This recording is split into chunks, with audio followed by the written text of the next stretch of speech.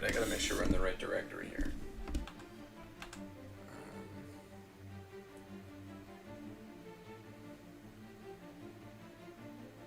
Because we are not streaming Avengers tonight.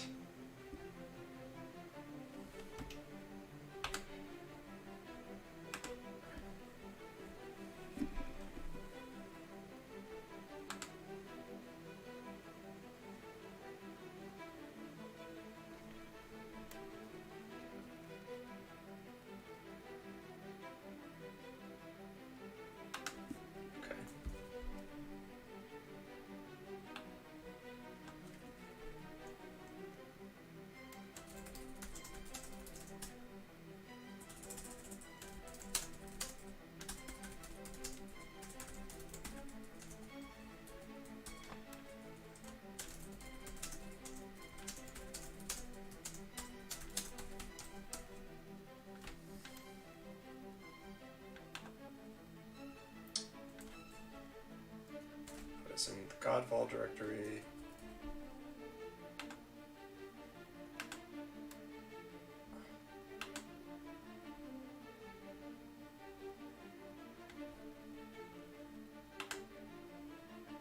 Okay. Yeah, sorry about that, guys. I was in the wrong directory.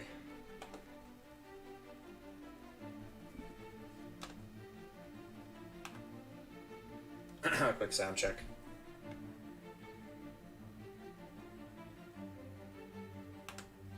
Sounds good.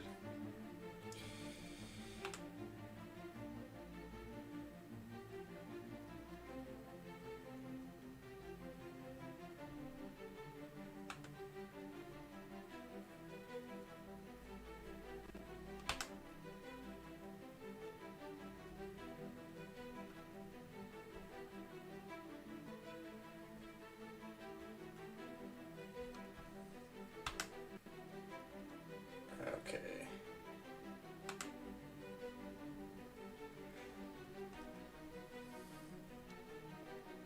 Alright, so things look good on the Twitch front. Let's check YouTube real fast.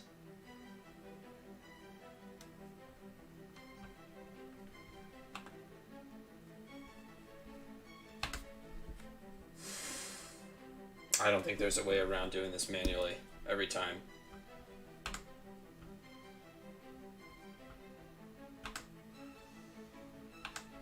The price I pay for dual streaming.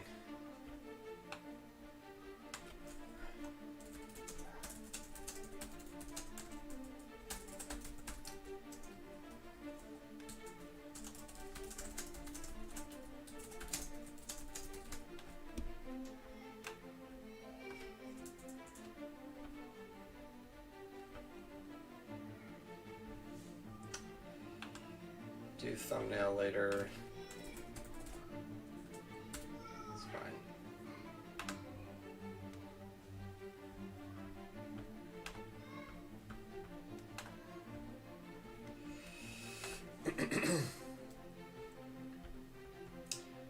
So you may have noticed that I'm on early tonight,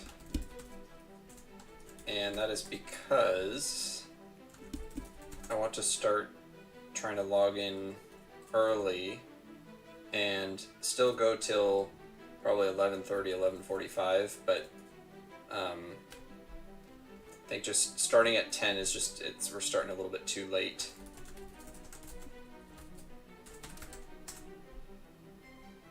Okay.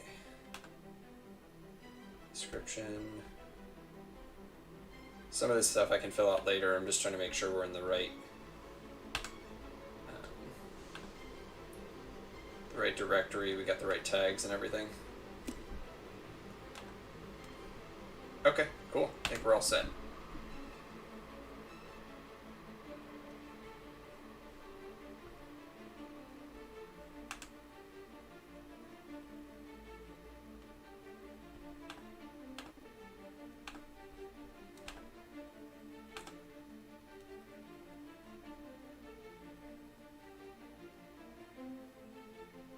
Looks like YouTube's still struggling a little bit. Not sure what's going on there.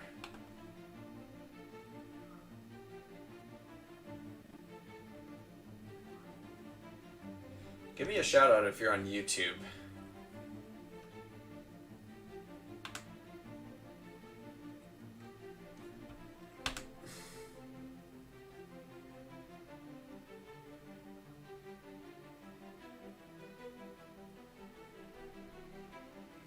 I mean, it looks fine.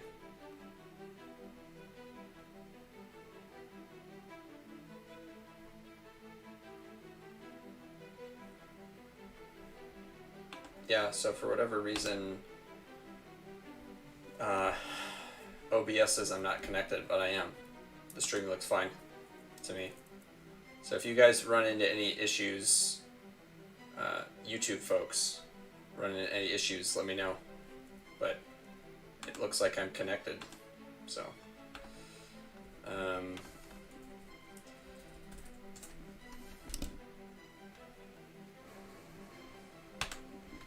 Go ahead, tweet, and then I promise we'll get started.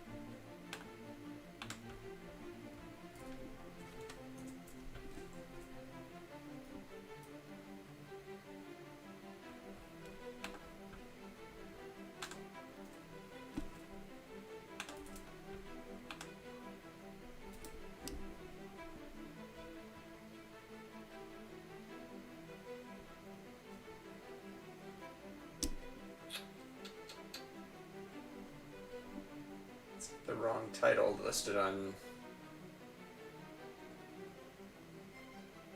the Twitch page, though.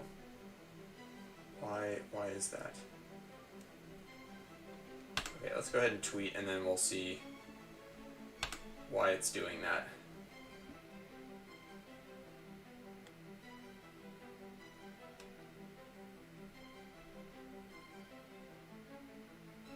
I don't know. I updated the title, so shouldn't be doing that.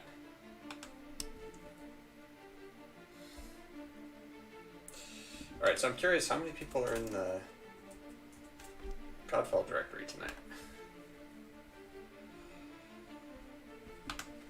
There's about 7,500 this afternoon.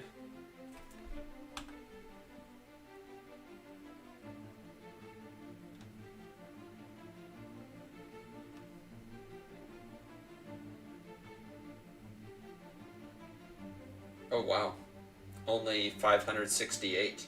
It really dropped off. Interesting. Okay.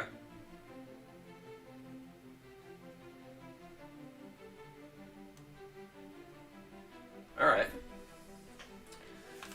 That's pretty fascinating. Might just be like an afternoon evening thing, possibly. Don't know.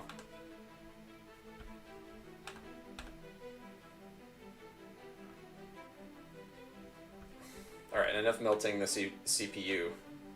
Let's get going.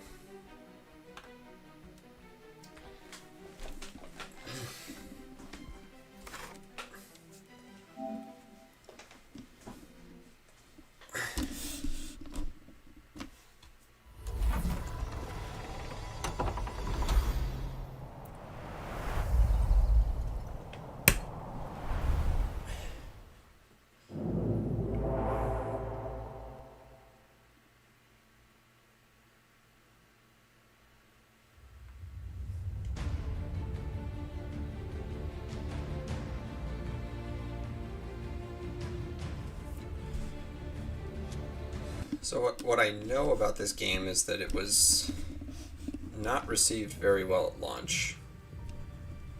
Had some performance issues. It had... Oh, we'll listen to this real quick.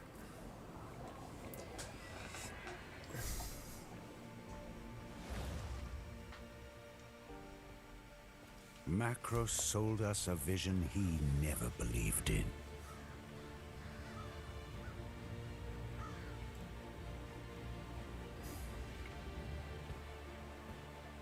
He would destroy us. We just didn't know it yet. We were warriors, but he turned us against each other. Brother against brother. Lion Mask against Lion Mask.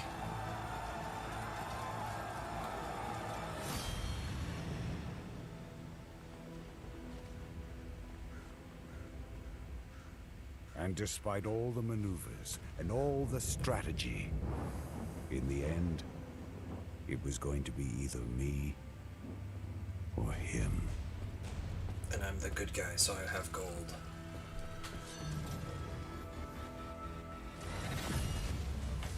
How did he get through? Is everybody else just dead?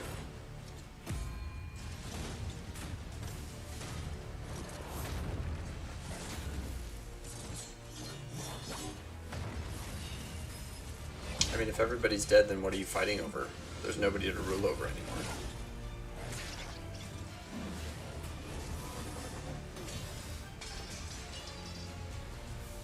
You can't do that, that's cheating. That's also cheating. We said no magic. Macros was the better warrior that day.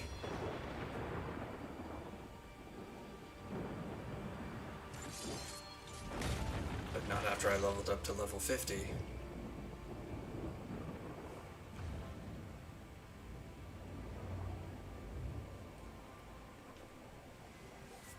He left me for dead. But I survived. Of course I did, because Macros otherwise there wouldn't be a game. The war is over. But our fight has just begun.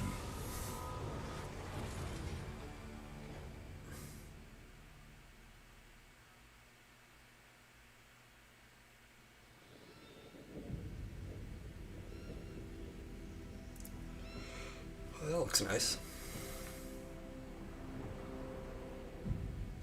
Nice smooth frame rate. This won't be easy. They've got 1,000 men in there defending her. If anyone can get in there, Orin can. You understand how important this mission is. The weapon we need is inside this temple. Sir! You can count on us. You two cover the back. I'll take the front. They're already splitting up. That's not a good idea. Okay.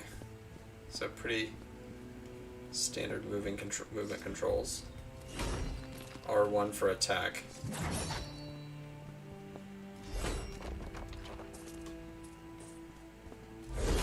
Destructible stuff. Is that money? Is your armor holding up? It's Okay, so sluggish. X is dodge. Can we change that?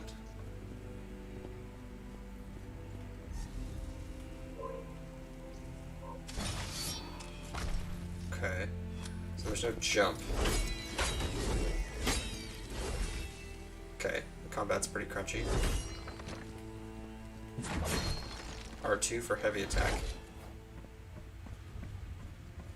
Okay, sorry. Any game that has a roll, I want it to be circle. So...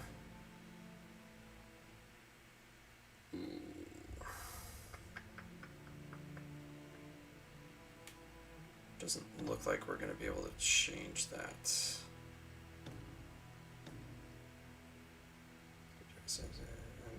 Okay. Alright, so I'm just going to have to get used to it, I think. Oh, wait.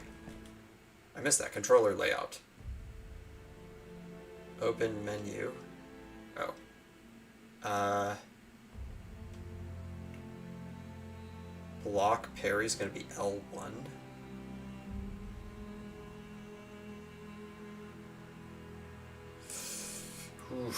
Oof. Okay. Not a fan of that, but we'll get used to it.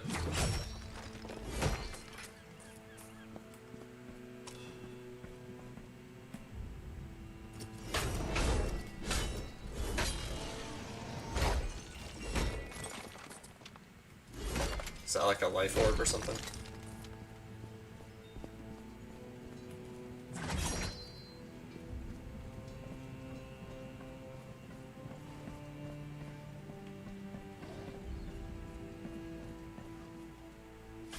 Oh, whoops.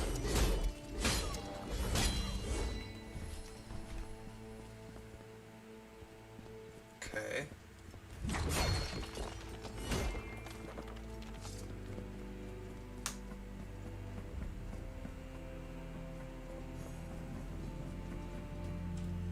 Oops.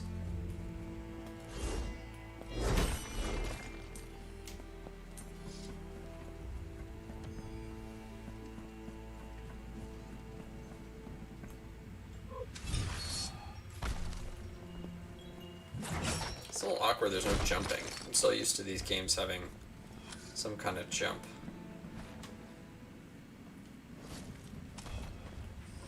Did the new God of War have a jump? I don't remember.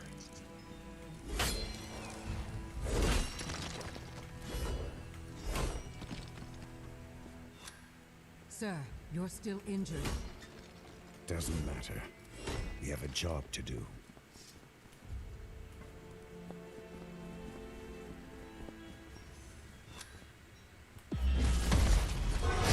Oh, so there's stealth. Nice. Sweet. Okay.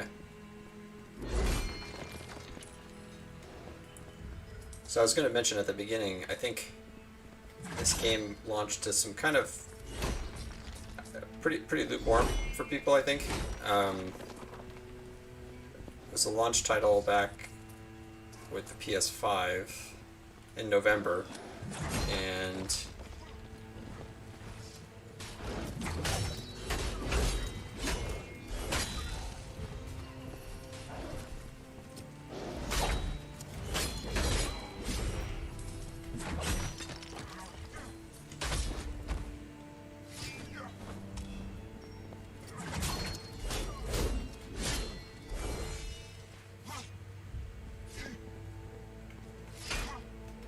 I tried to parry, but I guess I'm not allowed to parry yet.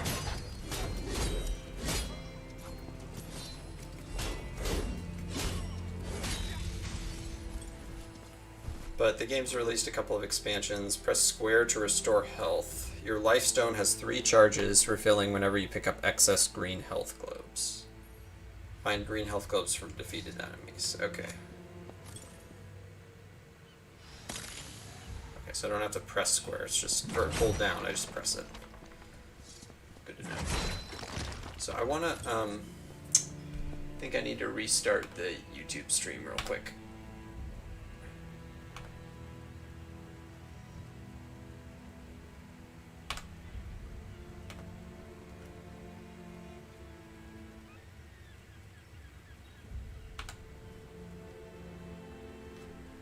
For some reason it still says sending data.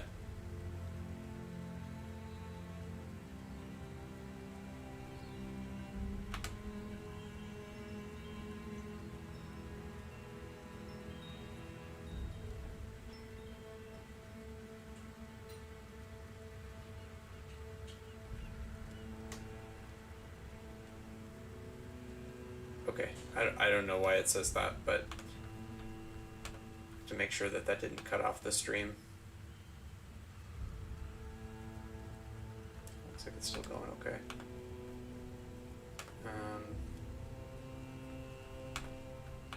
But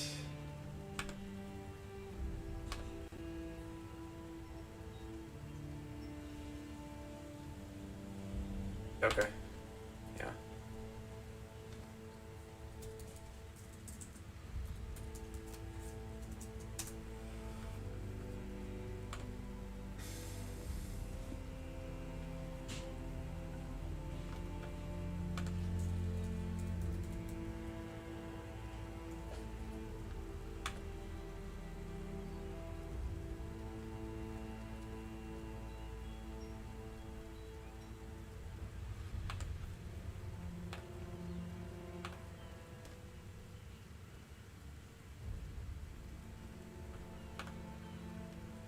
Okay, the chat says we're connected, so I'm just gonna keep rolling. So, my understanding of the history is that She won't want to leave the temple, Orin. I know. this game just want to keeps interrupting me, doesn't it?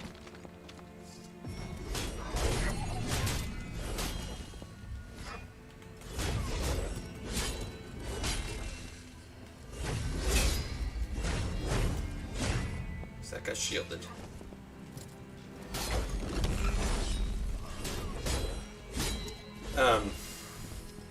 Is it this is the second expansion that's come out?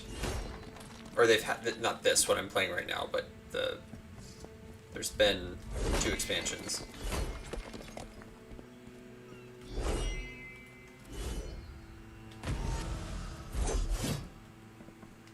Is there a way to get through that? Oh, shield. To block with your shield. Nice.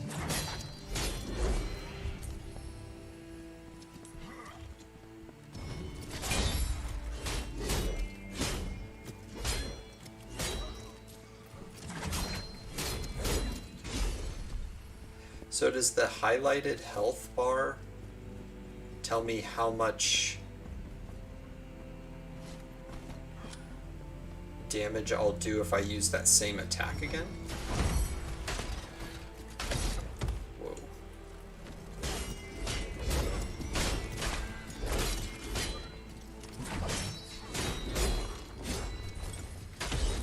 Whoa.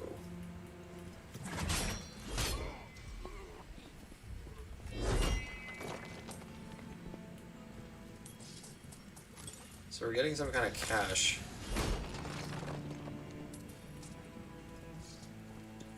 Man, after playing Avengers, it's going to take some getting used to these controls. Hold L to aim, press R2 to throw your shield. Damages enemies and knocks them down. Shield throw has a short cooldown. Okay.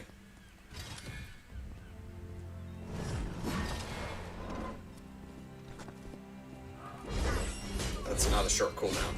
When I think of a short cooldown, I'm thinking like 3 seconds, 4 seconds, maybe.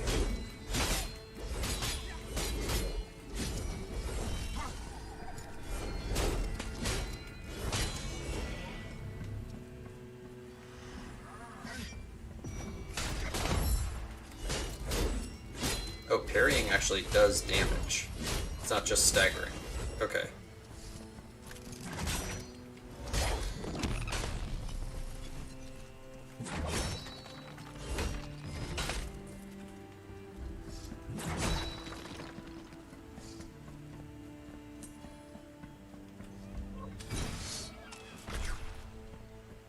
I like that phase jump.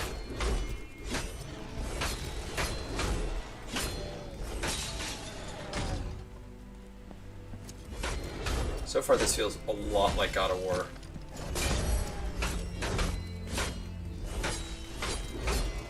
Even the shield like feels like God of War, the enemy health bars with that angled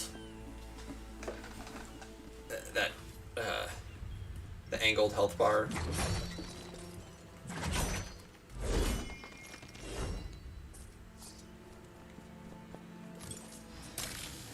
Whoops.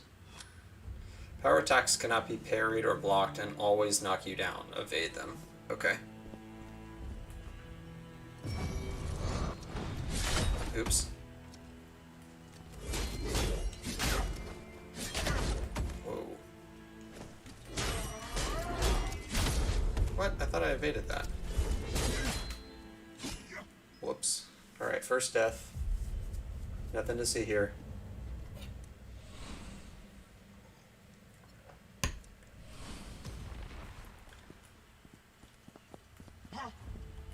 Oh, he doesn't respawn with full health. Okay. Long now. Good luck. There's a bunch of health orbs. What's up here?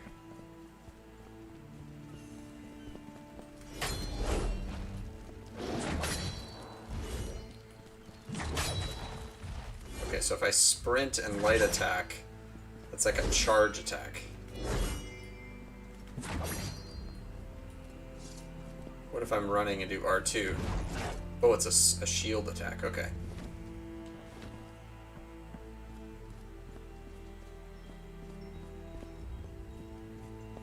Can I ledge? No.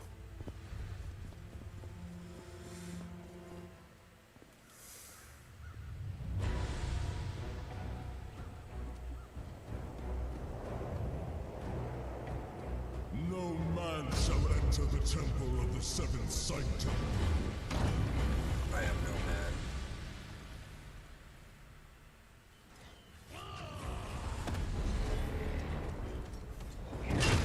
Whoa.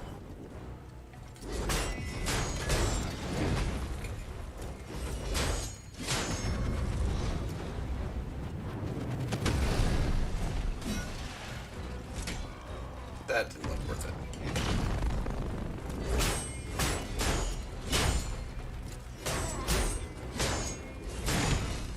Okay, so there's no animation canceling, so I can't dodge roll in the middle of an attack. You're committed, just like Dark Souls.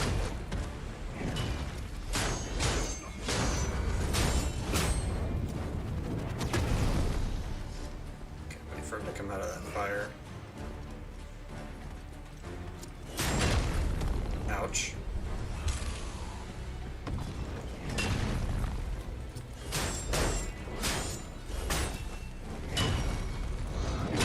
Ouch.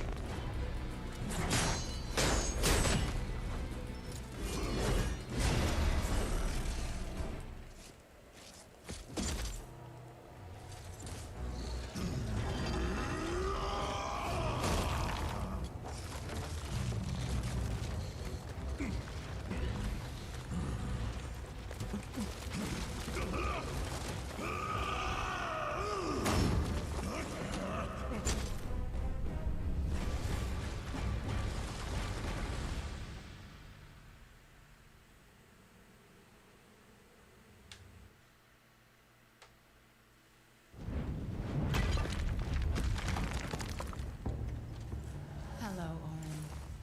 I knew I'd see you again someday. And you know why I'm here.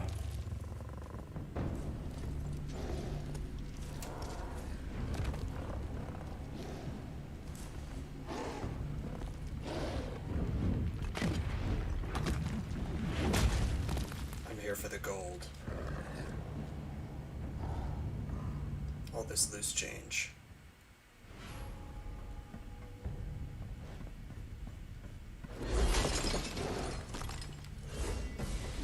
Investigate the Valorian cache.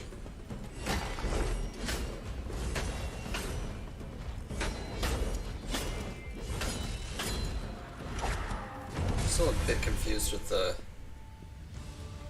Oh, level up, okay.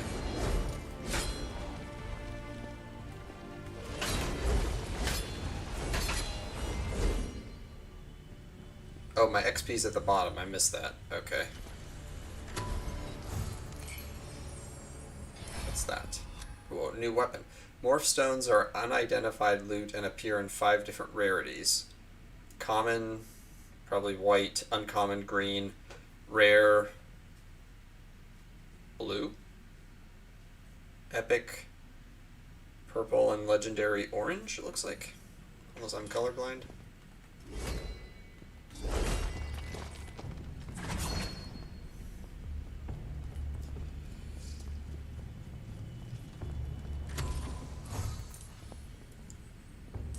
To go to equipment menu, okay. Might improves your weapon damage. I'm guessing that's red. Vitality improves your max health. Spirit improves your lifestone recovery and your ability damage.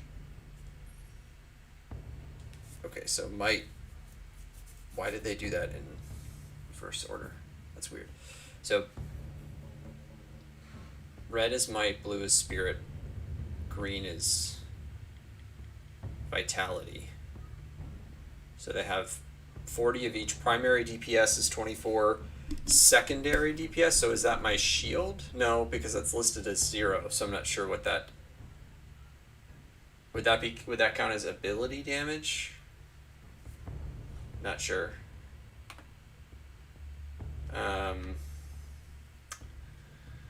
Max HP, and then I got crit chance, crit damage, weak point, soul shatter buildup. Like, okay, tons of stats. We don't have to deal with those just yet.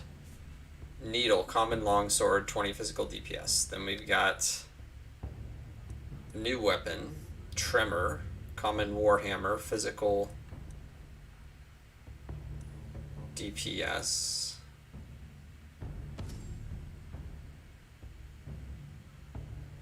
Augments. Enhance your valor plates by inserting augments into their unique augment constellations. Augments have 3 possible affinities: red, green, and blue. They can only slot into neutral or matching nodes.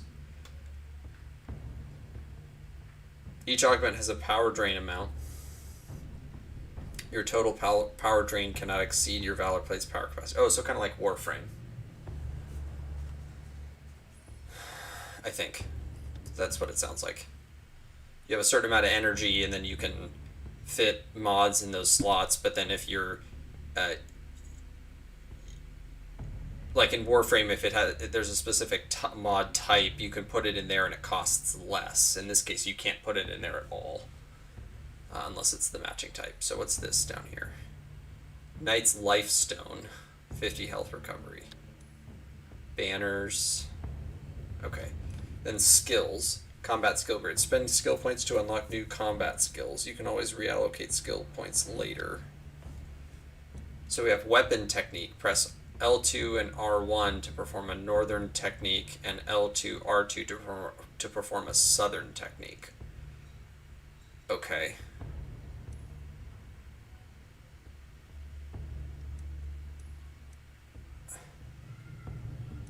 And each of these have 5 levels. Wow. It's a polarity attack. Charge up your polarity attack by hitting enemies with your weapon. When fully charged, swap weapons to unleash a shockwave. And boost your weapon's damage by 20% for 30 seconds. Swap weapons. Okay, let's try that. I don't know. Let's see, this grid is 5 by 5, and I think, and watching some streams earlier today, it looks like you can get 50 levels. So does that mean we can only get 50 skill points? So it looks like you can't get everything. You would need 125 points, 5 times 5 times 5, in order to get everything up to level 5. So it doesn't look like that's possible.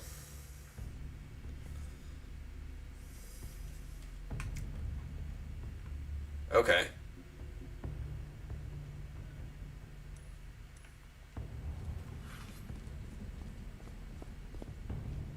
Okay, so triangle to switch weapons.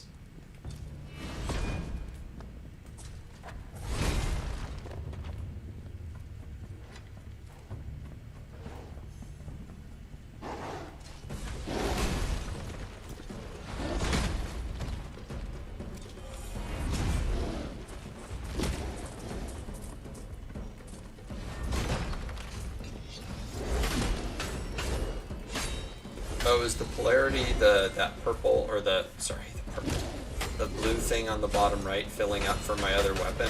Is that what polarity is? It must be, because it said I have to switch weapons. Does it drain over time if I'm not attacking? Doesn't look like it.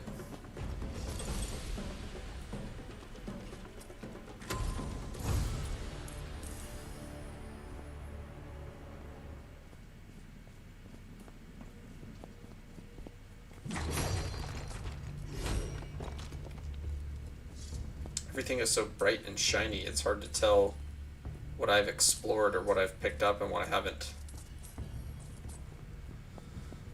Okay, so imagine we're supposed to go upstairs. The monolith is a weapon like no other. It has the power to reshape reality. And your brother controls it. For now. Okay, He there's merely guys in has that the room. power of a god. And you are one man. An injured man at that. I didn't come here for your encouragement, Sanctum. Oh, new weapon. Let's check that out. Armory. Equipment. This weapon was crazy slow. Common dual blades. We can try that. Ooh, I like that. Let's try that. For Souls games, I tend to be more of a two-handed, slow attack kind of guy.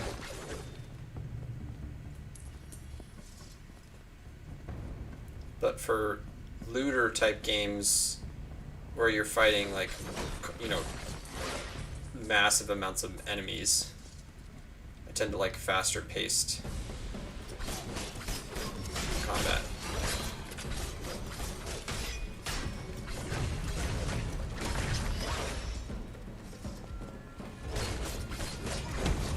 Oops.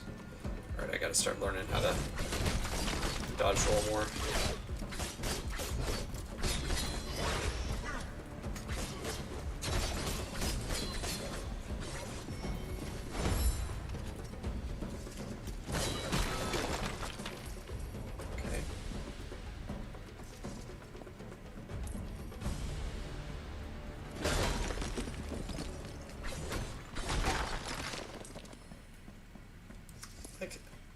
That pickup radius is literally non-existent.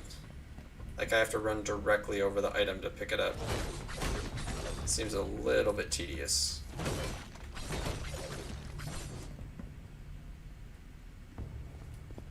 Okay.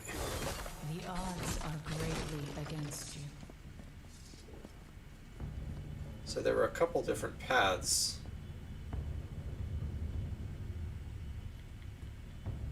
I can go that way. Is there a map? A mini-map of some kind? And Knight's I am Ring. not just some tool at your disposal, Orin. We will discuss this when I get there. What does this do? 20 might. Excuse me. So it looks like it just increases my raw damage stat.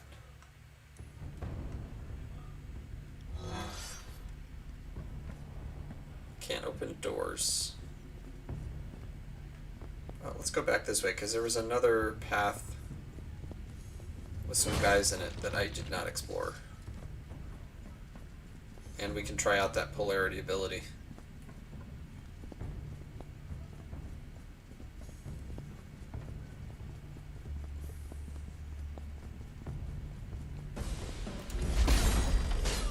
That's nice. I like that.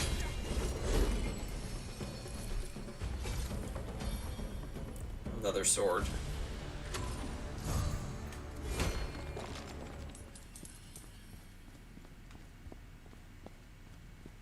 I wonder what we're going to use this currency for.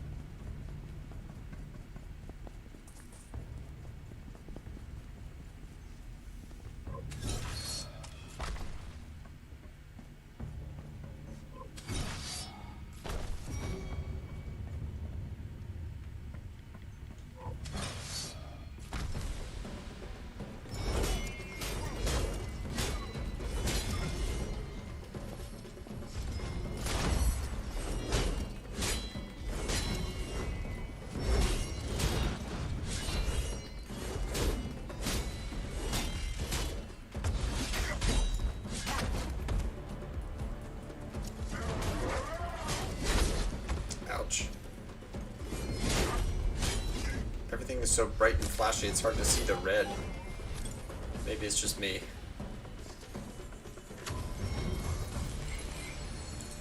Green loot, nice. 2 rings.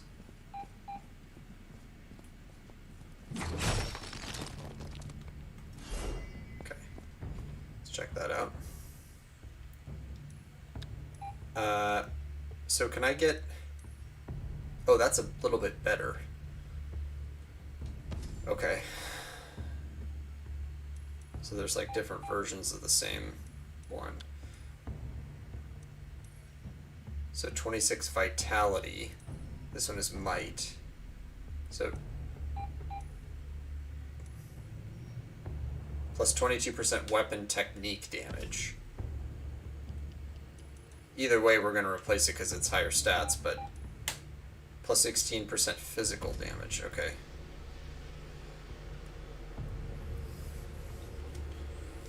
My son's nanny cam is beeping at me. It means it's time to charge the battery.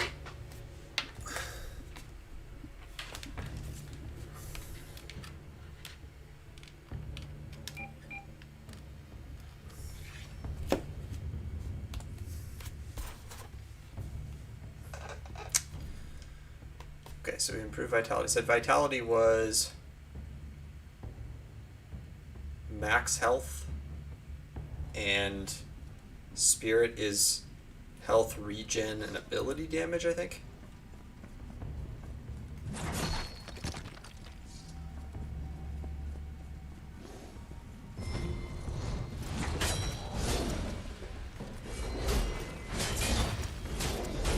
Almost got polarity. Nice.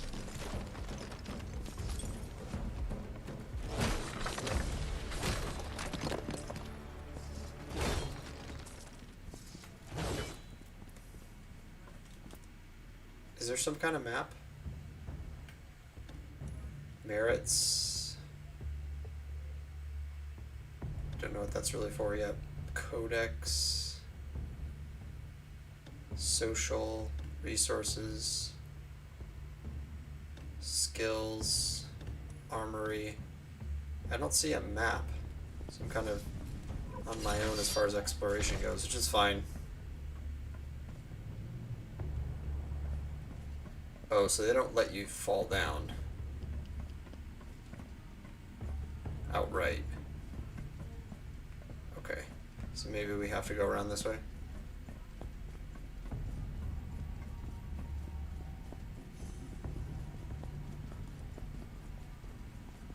I wish that run activated a little bit sooner.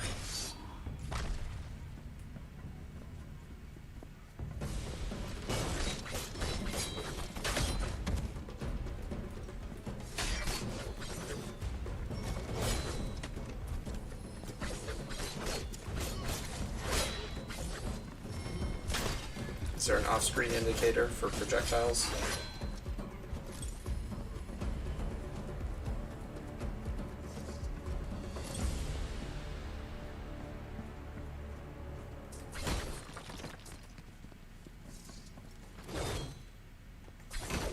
I mean, so far this has been buttery smooth. There's no... I'm not having any issues.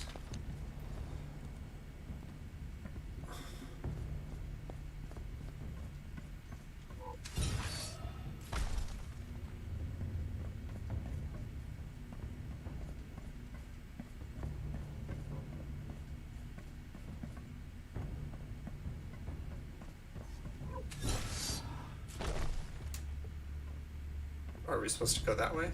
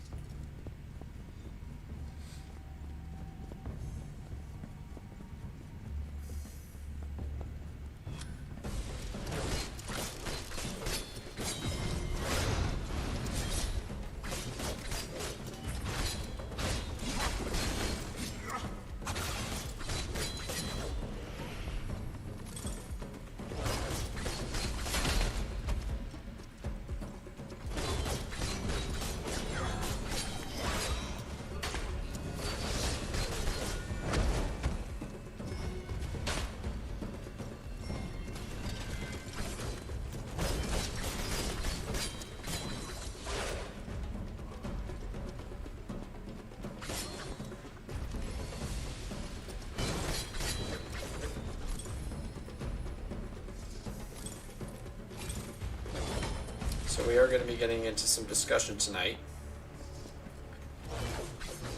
Continuing our discussion of Um, objections to Christianity and responses to those objections. Quick turn. I've never used quick turn in any game ever.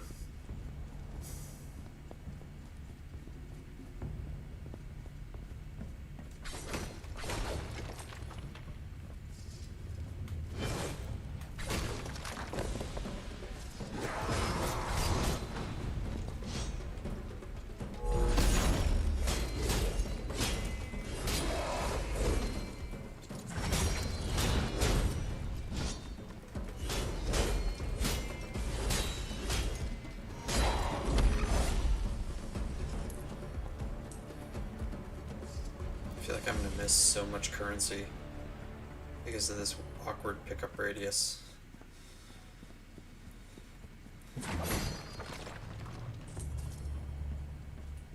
What's this?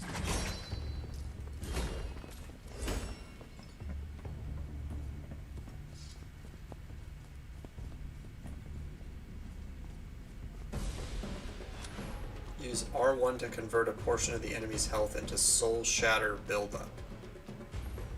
Use R2 to deal Soul Shatter damage equal to the enemy's Soul Shatter buildup.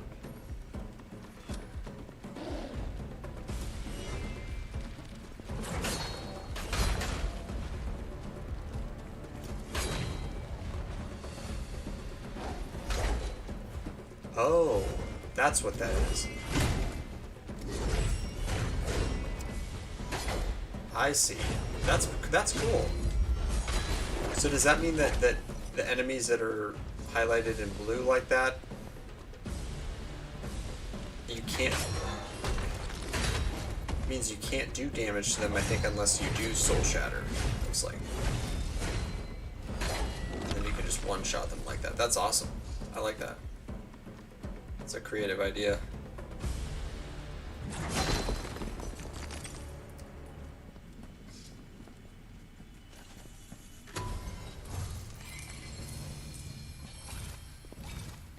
Lifestone and weapon. Okay, let's check those out.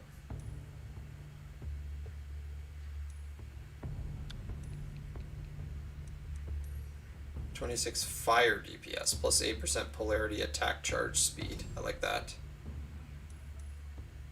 And amulet. Nope, that's not. Oh, lifestone. This guy. So the one I have equipped gives me plus or 50 health recovery. This gives me plus 64 health recovery, plus 20% ailment power. Okay, so that's a clear improvement.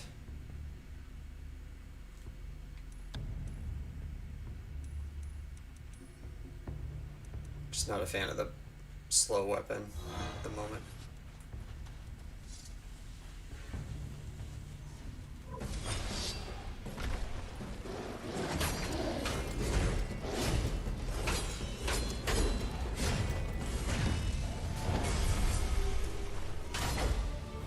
Looks like it stays there for a while.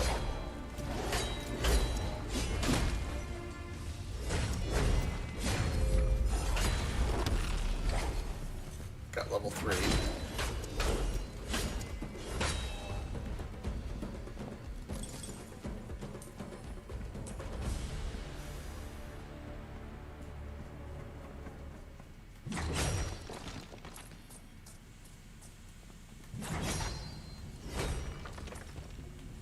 Are you kidding me? That didn't pick up.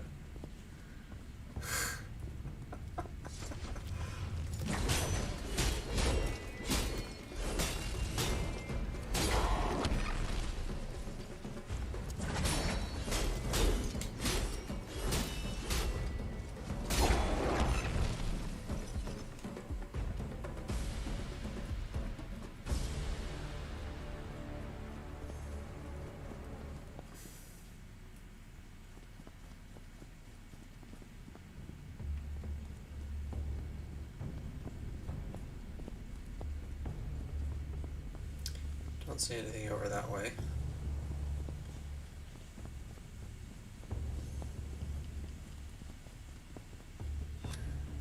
Press L1 to parry. Press right before an incoming enemy attack.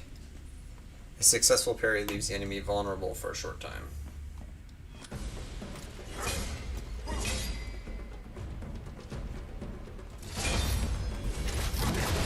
Ooh, nice.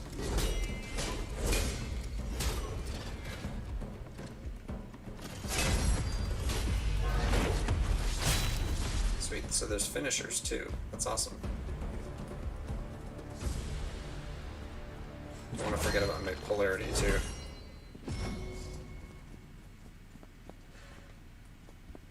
I tend to get locked into just using light and heavy attack all the time, and I forget to use the different combos and skills and stuff.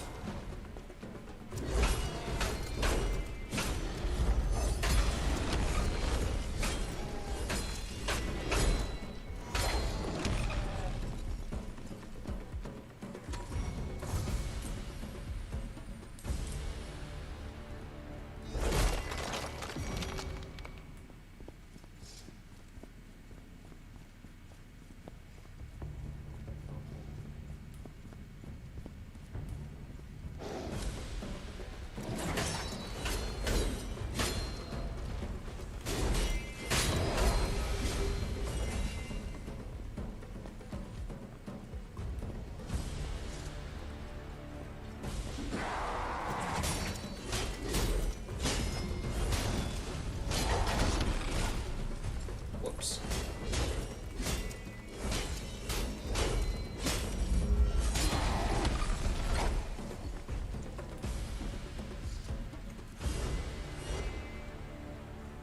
Okay, let's check out the new skill point.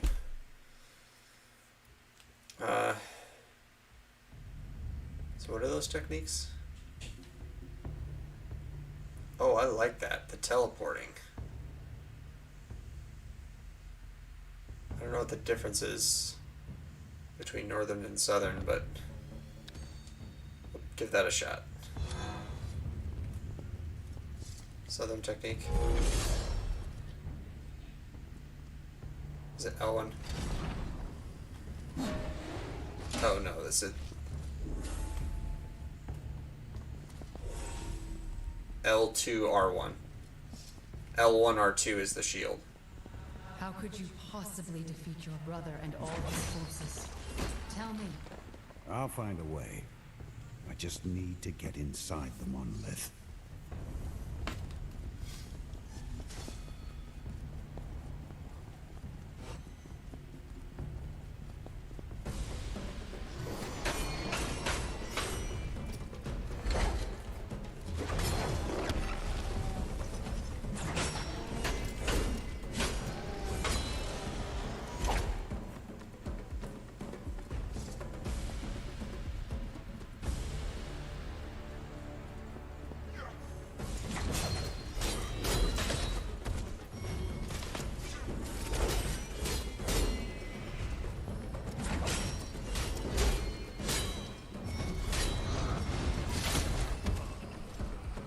That didn't help. Ouch.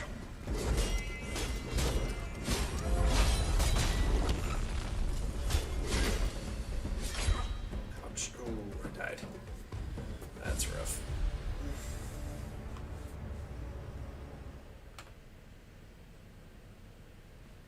That is rough.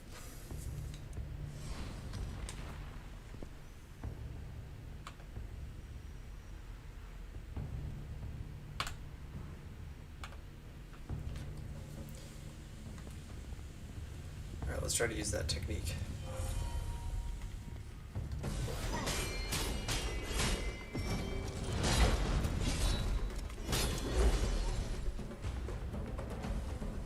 I gotta admit the dashing doesn't feel great. It's like it's really more of a side. It's not a dash. It's a sidestep.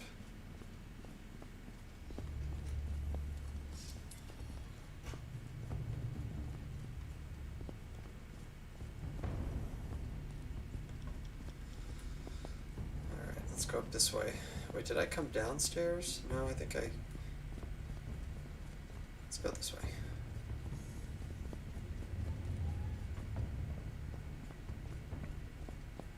This looks right.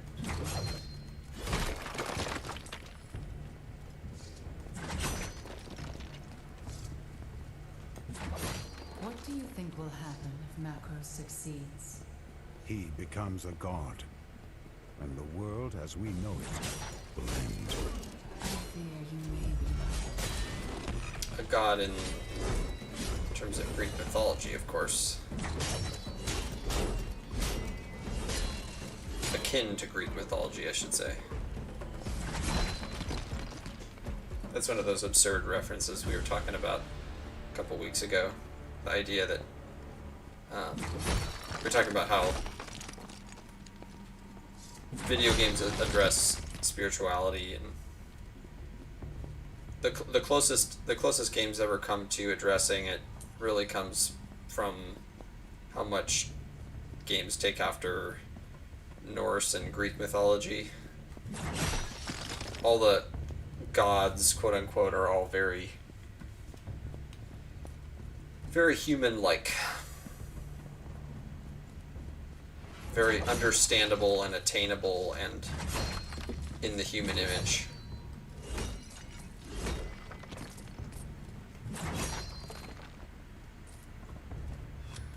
Survive until the countdown expires. Defeat as many enemies as possible to collect better rewards. Sunflare Orb. Okay. Sure.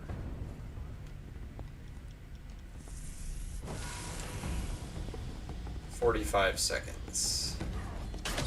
Whoa.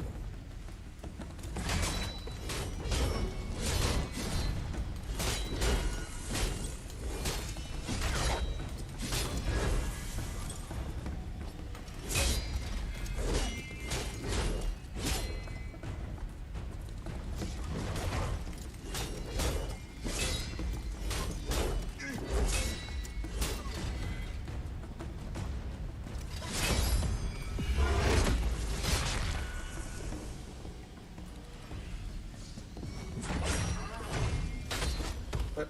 Oh, he was shielded, okay. Wait, why did he melt like that?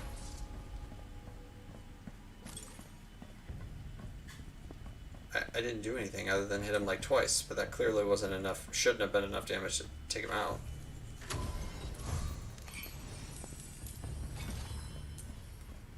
Okay, I'll take it. Not gonna complain. Okay.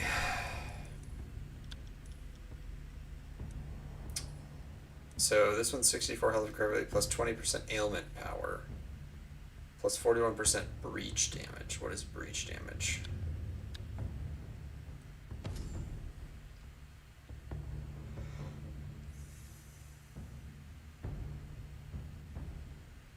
I don't see that listed.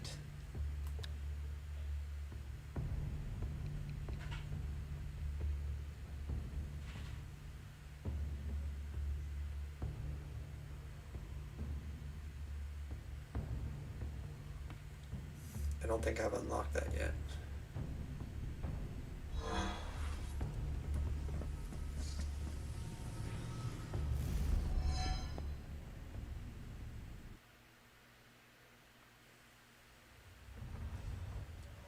Your odds are 1,000 to 1. But I'll help you. On one condition. What is it? You won't like it, Orin. You must make brownies for me every day. Parry a perilous attack to stun an enemy for a long duration.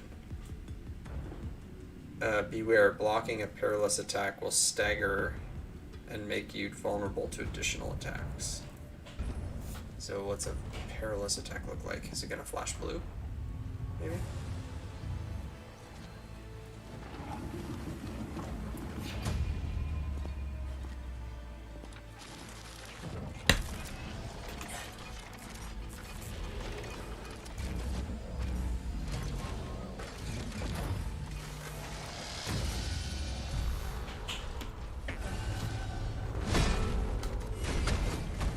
Whoa.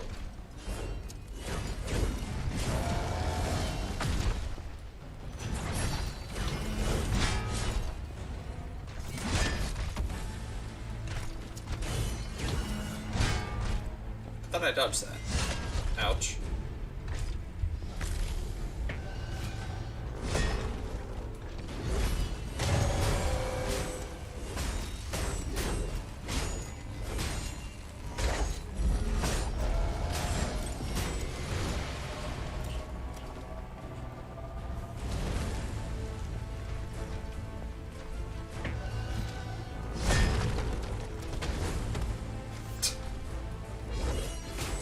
What's a perilous? I guess I don't understand which attack. It's a perilous attack. Oh, gotta run. Gotta book it.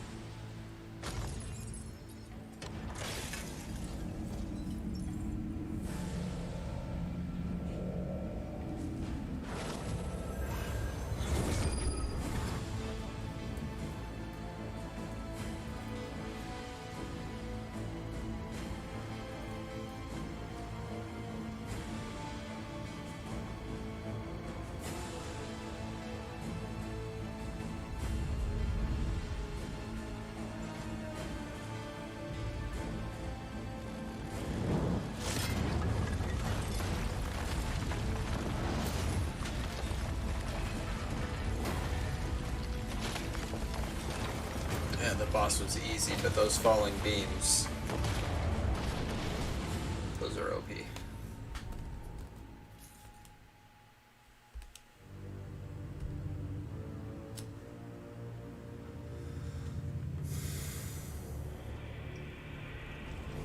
Seventh Sanctum.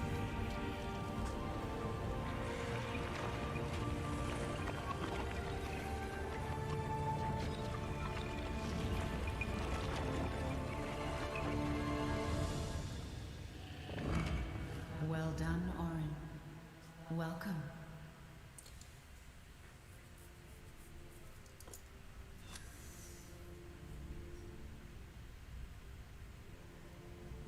Weird. It's like Cortana meets the lady from Warframe.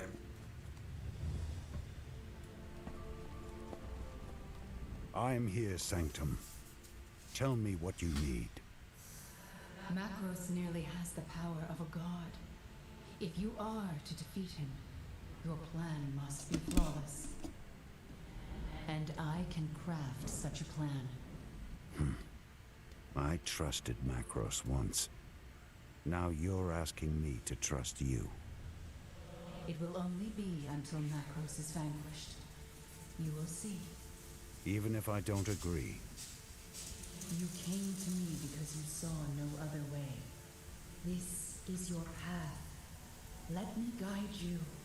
Do not betray me, Sanctum. Too much is at stake.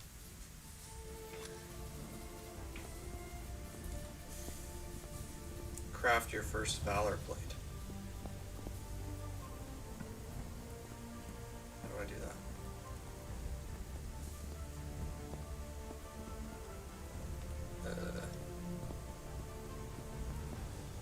These doors are closed. Oh, there's an indicator here. Thought I was just here. Oh no, not this one specifically, I guess. Valor Plates. Each Valor Plate embodies one of the Archons. Each Valor Plate provides a unique passive trait, Archon Fury ability, and Augment Constellation. Switch between Valor Plates in the Sanctum between missions. Throughout your journey, obtain Valor Plate cores to construct additional Valor Plates. Collect all 12 Valor Plates. Okay, so I guess we're supposed to start with Phoenix then. So we need 5 cores, infused Jasper. I think we just started, we must have just started with that. Polarity attacks deal fire damage and inflict ignite. Archon Fury activation effect. Unleash a shockwave that deals fire damage. During Archon Fury, your attacks have a 65% chance to inflict ignite. 100% plus 100% damage to ignited enemies. Your attacks deal fire damage. Okay. So this works well with Polarity, which is good because that's the skill that I happen to pick. Oh, can I choose which one I want to use? Unlock this power plate to use it in your loadout.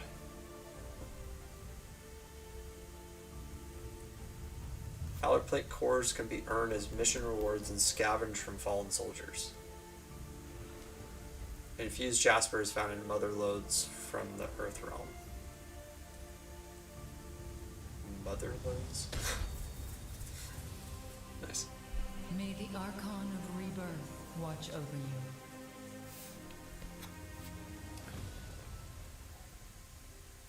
you. We'll try it out. I have no idea if it's going to be good or not.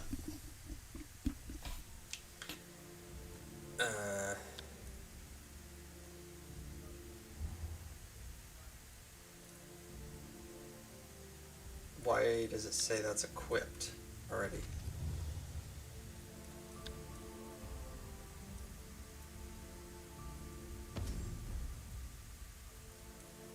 Weird. It unequipped my stuff, but it says that it's equipped.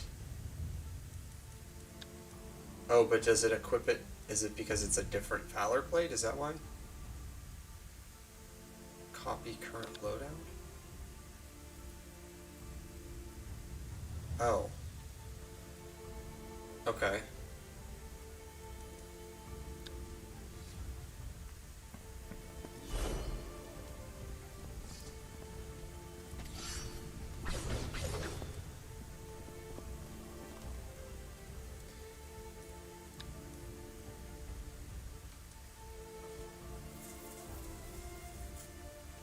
Okay.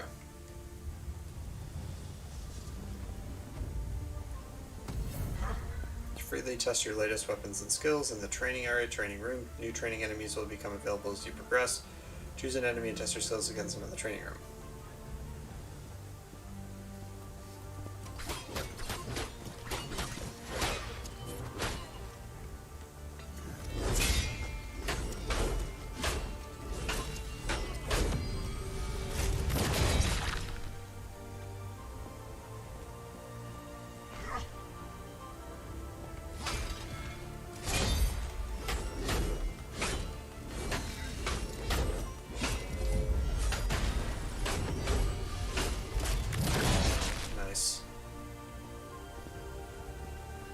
Okay.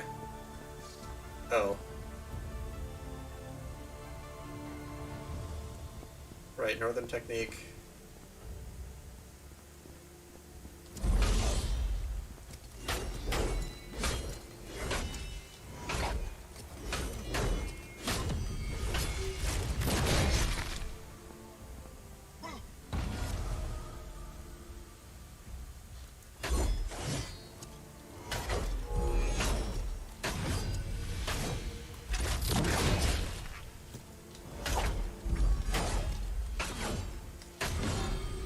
So heavy attacks do a ton of stagger damage. Okay. Alright. I'm good.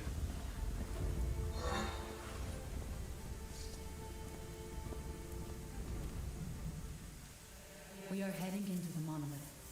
Once inside, we won't be coming out until Macros is finished.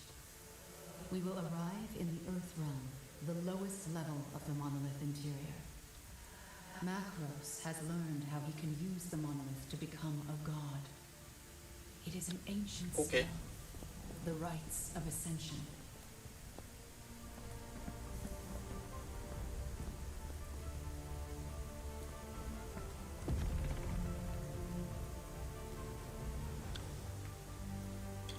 Welcome to the Matchmaking Hollow Map. Unlock matchmaking when you reach level 50. Once unlocked, team up with other players to overcome the challenges of Lightbringer in the Ascended Tower of Trials. Okay.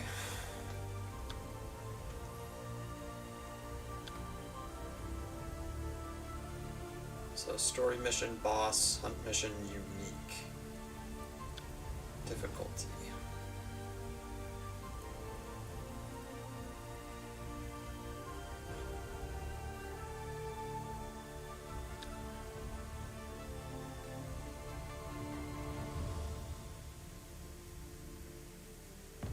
Okay, so there's specific mission rewards. Okay.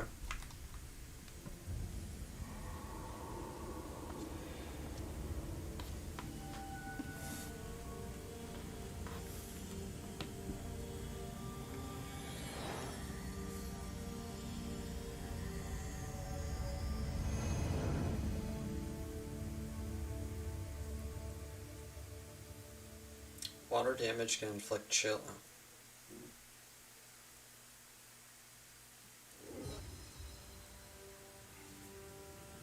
This is the Earth Realm, where our adventure begins.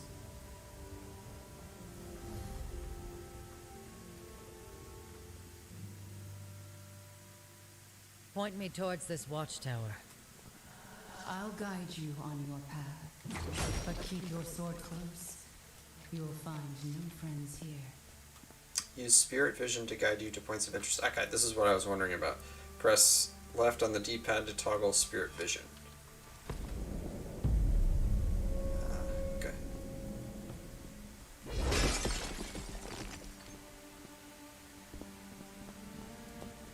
Mother loads. Each realm contains a unique set of mother loads which provide rare elemental materials required for forging valor plates.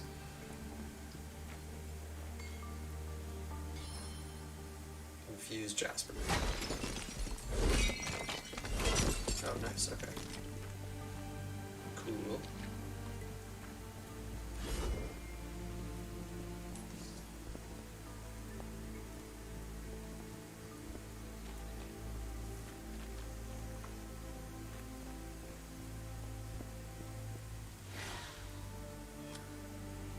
New Codex entry, Chronicle of the Wolf.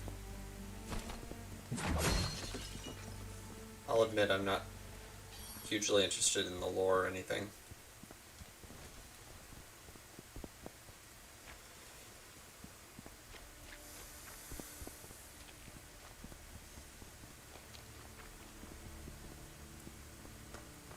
My understanding is that that's not why people are playing this game.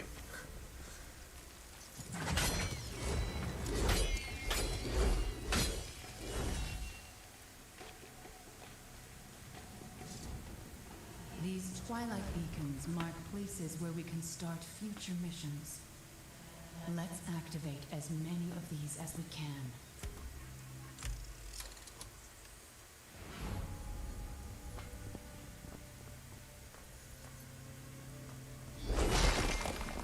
Future missions, okay.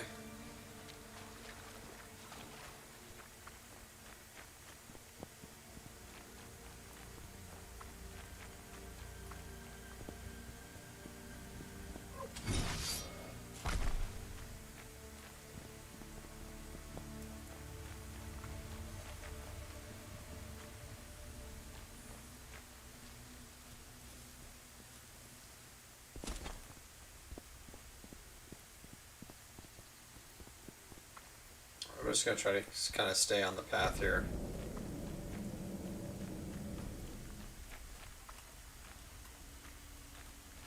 Except I want that. Oop.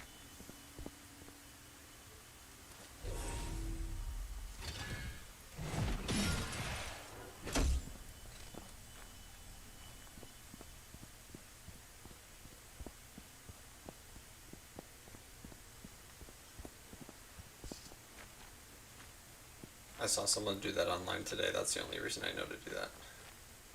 But there must be more than one.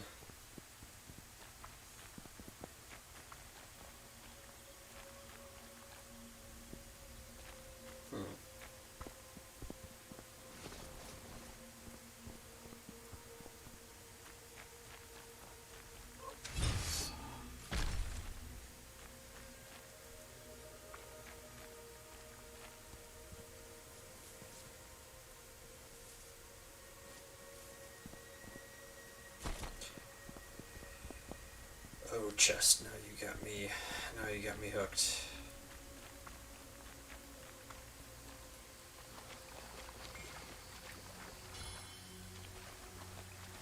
Oh, there's one.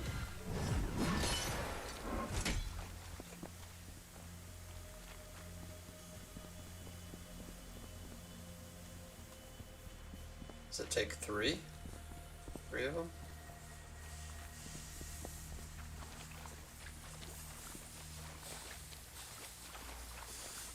Let's see.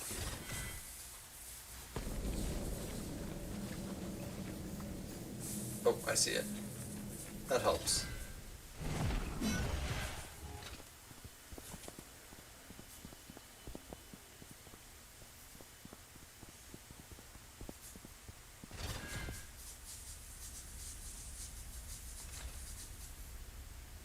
Well, it counts even if I don't hit something? Okay.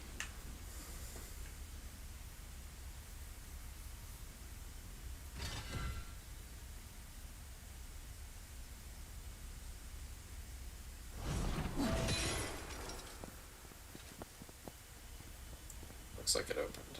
Sweet. Nice.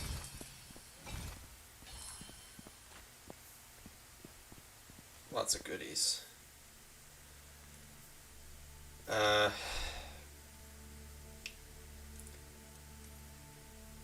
28 physical DPS polarity attacks inflict ailments.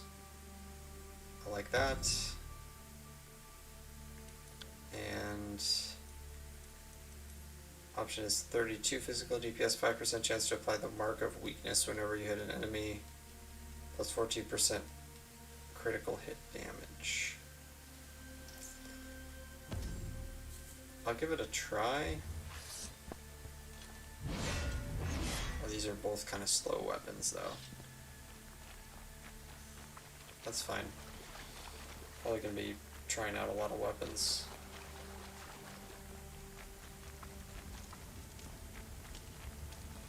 Eventually, I imagine we'll stick with one. You know, well, I guess stick with two since you have a primary and secondary, but once you find kind of what works.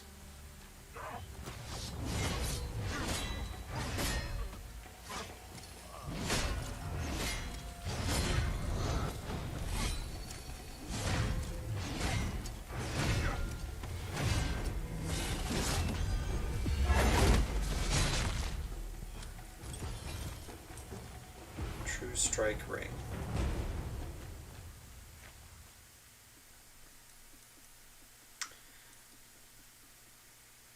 Vitality, physical damage, might, what technique damage?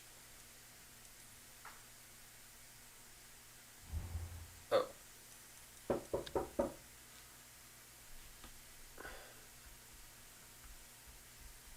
Alright, I'll be back in 1 minute.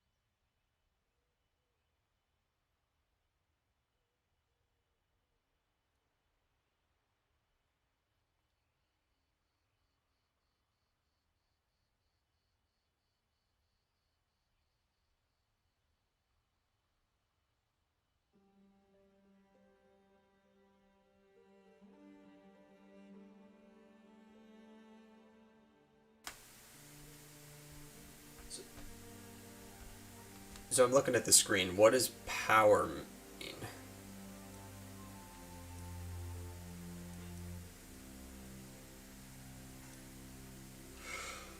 Plus 15% power, is that...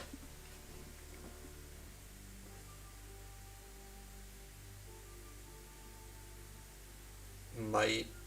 Is that the same thing as might, spirit, and vitality? No. Is it? That wouldn't make sense. That wouldn't make a whole lot of sense.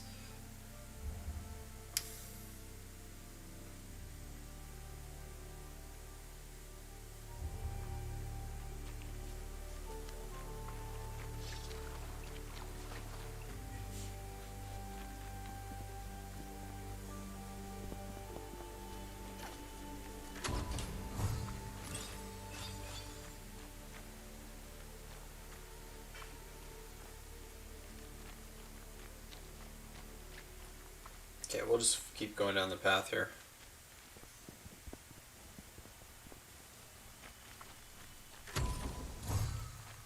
Get these chests first.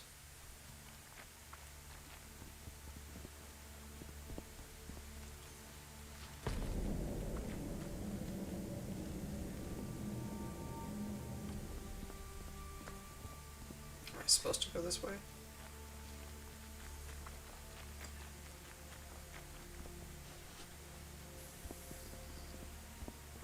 Yes, no, maybe.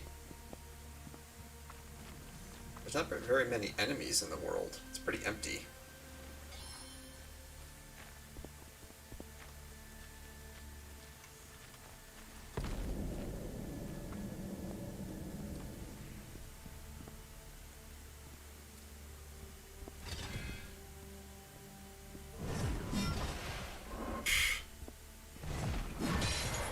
Oh, it doesn't get used if it doesn't hit something.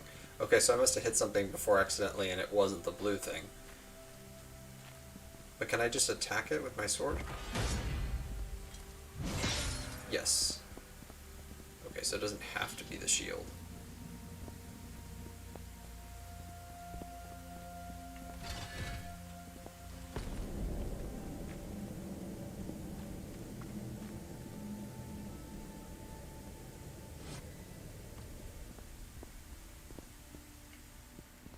Oh, there it is.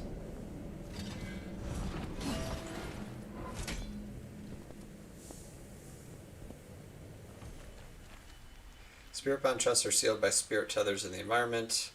Destroying the three spirit tethers will unlock a rare chest. Spirit-bound chests exhibit the locations of spirit tethers in the environment. Lost Valorian artifacts will help you grow stronger. Stinger.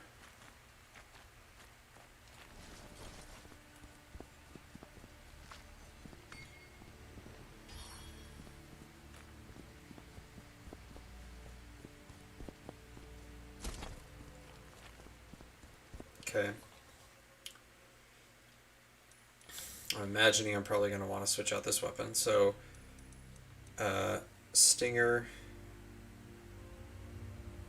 rare longsword, weapon technique inflicts ailments, plus 9% polarized duration.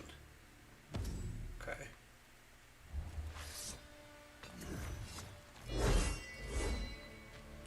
Interesting. So we're going to start our topic soon here.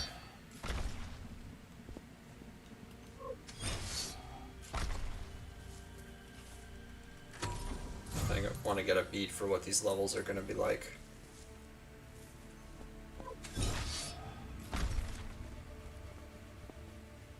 Still not sure what that currency is for.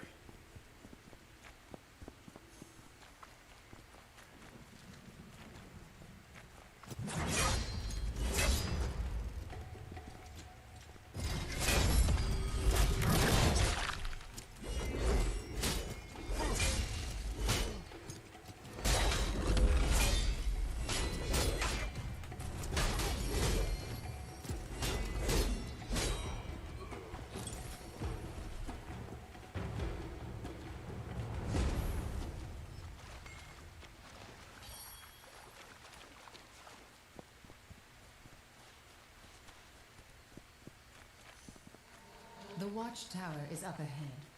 Keep your hand on your sword.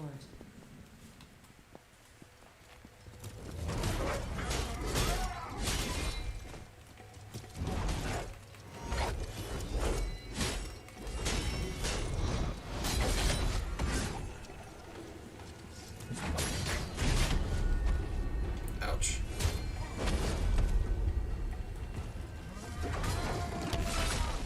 I feel like that still hit me.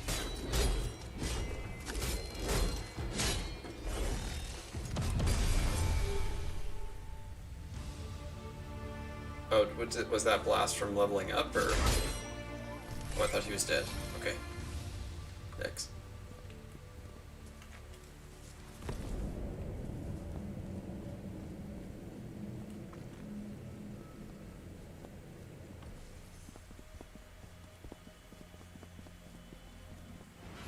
Our target is on the upper level of the watchtower.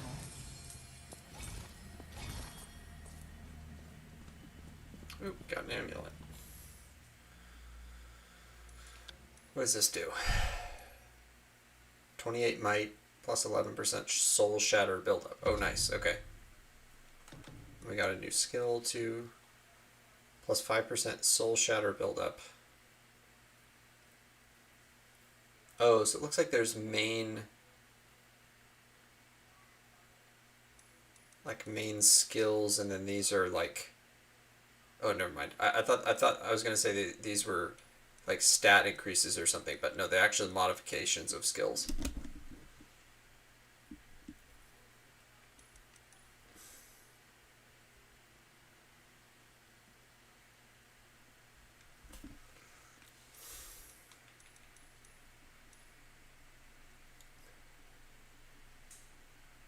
Rampage, I like that. Press X while evading to perform an evasive slide, increasing your mobility as you invade. I like that. For sure.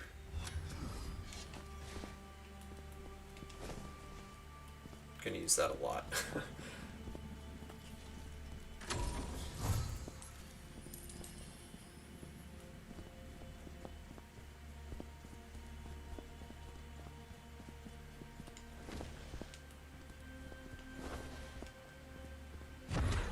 Orin, you live! I'm here for the rites of ascension.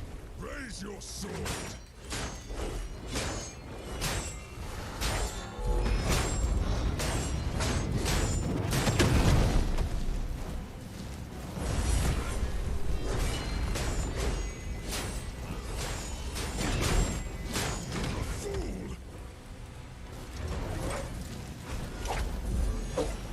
The High Lord has teleported, but he hasn't gone far. He's teleported. Track his men, they'll lead you to him. What cheat code did you use for that? Oh, so that gives me Archon Fury, okay. I'm assuming that also just builds up naturally and probably more from attacking people as well. Silverbane Enigmatic Circle. Okay, that's lots of stuff to look at. So...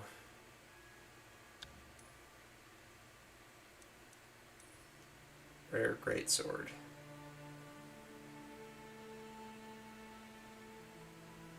Techniques.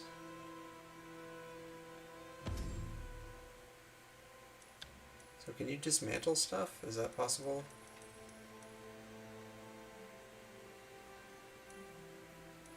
Do I have to be somewhere to do that?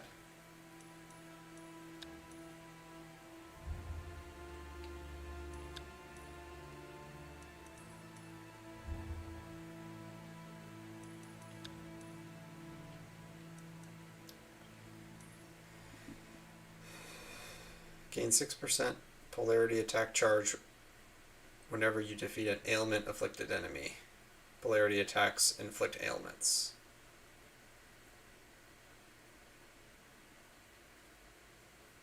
Charge speed. Okay, I think we'll take this one. And we got a couple here. Health recovery, these are both more. Plus 14% weapon technique charge speed, it's 13%. Okay.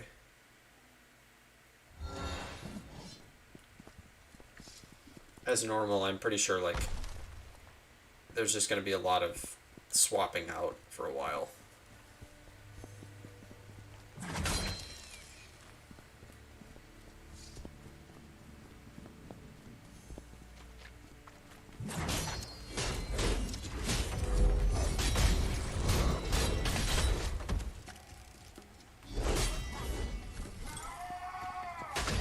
Oops.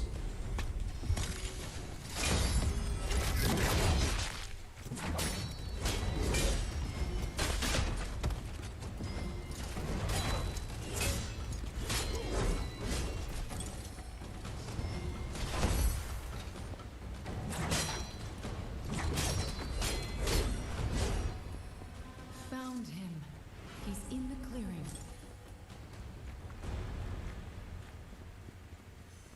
Which clearing? There's a lot.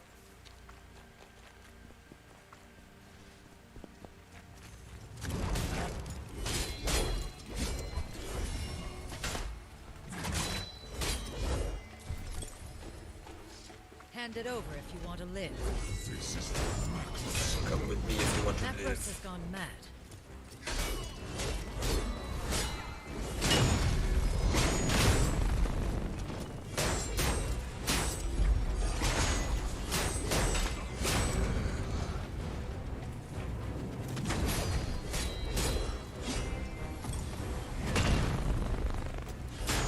Sounded like a fart.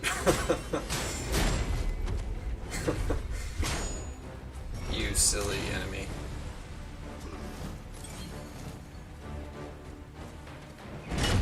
Oh, that's a fast attack.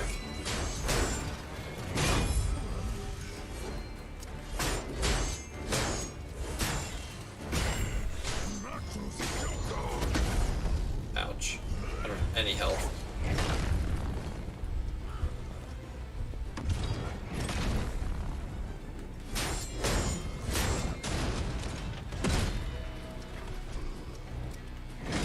Be kind. Rewind.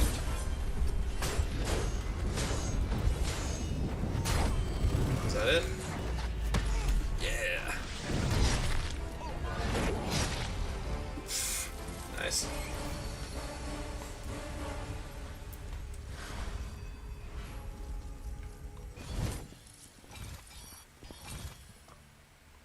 What are these disc things? Oh, incarnate essence. What does that do?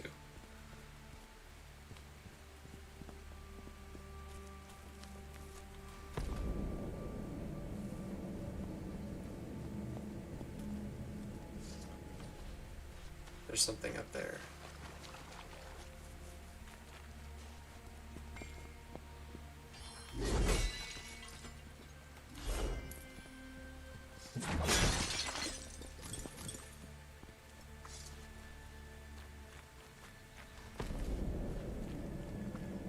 What is that green thing up there?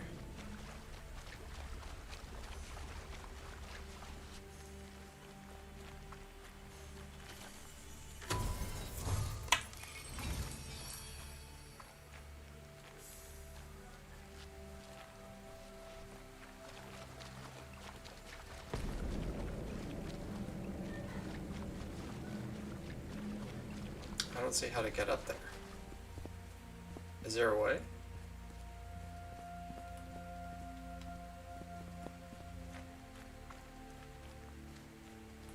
Huh. Maybe I need some ability or something?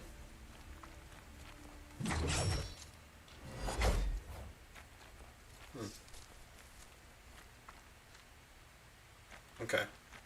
We'll just keep following the marker for now.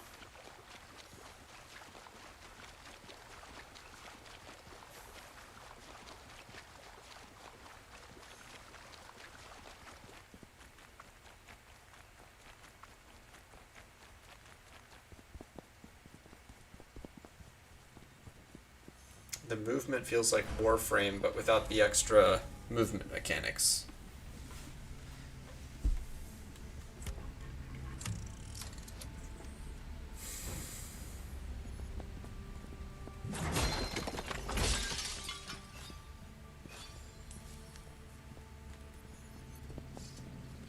Story mission completed. Oh, nice. Okay.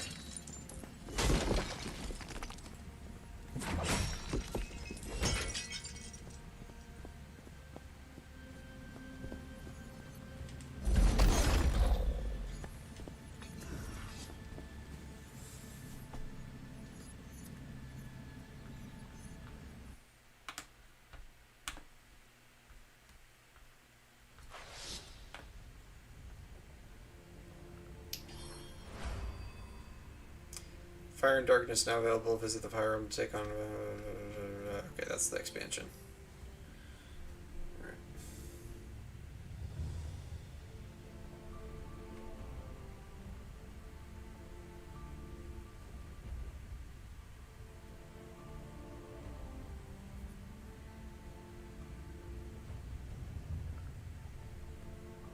You know what? I should move my overlay like that. Like that. Because I'm in the way of... You can't see my health or anything on that bottom left-hand corner. Okay, so now's a good time, I think, for us to get started before it gets too late on our discussion for the night. So, the broader topic that we were going through was answering tough questions about Christianity. And so far we've talked about, over the last couple of weeks, we've talked about a little bit about my story and my background, and my development into belief in Christianity and my faith. We've talked about what is Christianity and what does it take to become a Christian. What do we have to believe? The third topic we talked about was how faith changes our life's paradigm, the kind of work God does through us to change us.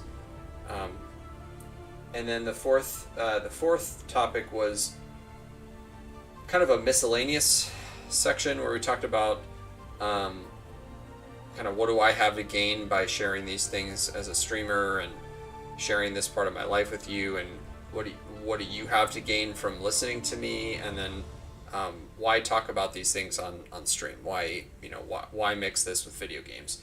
And then we also talked about how misinformation about Christianity has spread, how understanding of it has been warped in specific types of media, and we focused on TV shows, movies, and video games.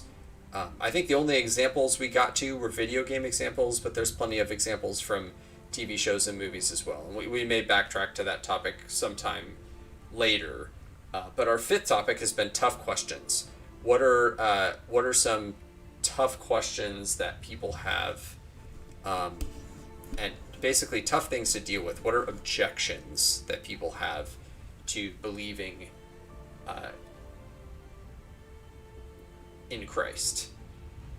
And I listed out 5. There's more than 5, but these are the 5 most common ones that I hear. And the first 2 that we did were, what do we do about evil in the world? What's the Christian's answer for why there's evil in the world? And how is that compatible with a loving, all-powerful, all-knowing God?